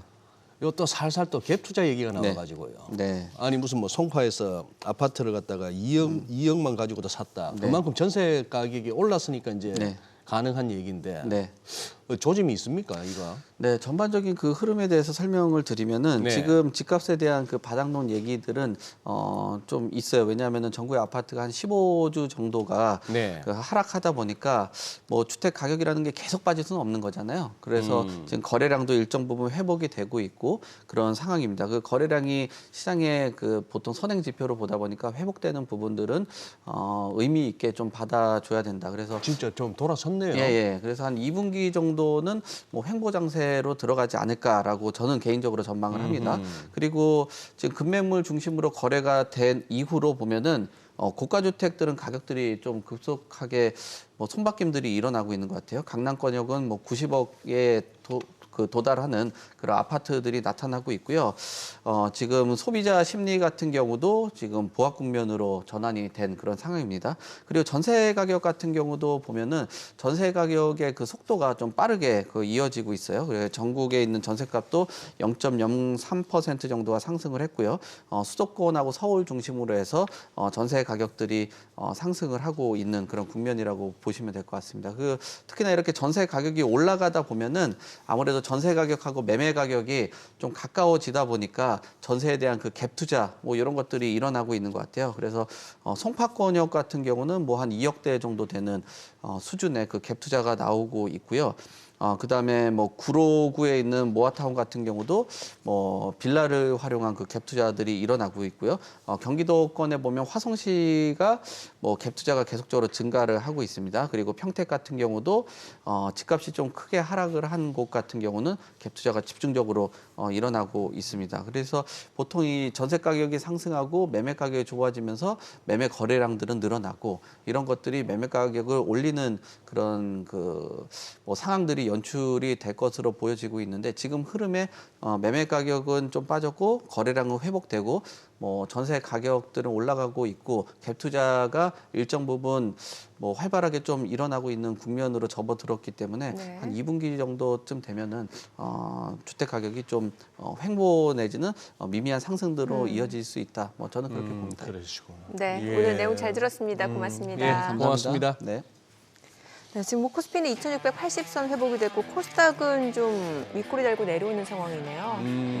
외국인들 뭐 현물을 그렇게 사진 않는데 여전히 지금 한 7,000개 가까운 지수 선물로 지수를 또 땡기고 있습니다. 코스피는 기관이 많이 사요 지금. 기관이 사는 거는 뭐 착해서가 아니고 선물을 뜯겼어요, 외국인들한테. 그러다 네. 보니까 현물 살 수밖에 없는 거고. 네. 네. 자, 저희 방송 중에 전해드린 내용과 관련해서 모든 투자 판단의 책임은 투자자분들께 있다는 점 알려드립니다. 네, 세상의 모든 돈 되는 정보 100분 머니쇼. 오늘은 여기서 인사드리겠습니다. 저희는 다음 주 월요일 오전 8시에 찾아뵙겠습니다. 고맙습니다.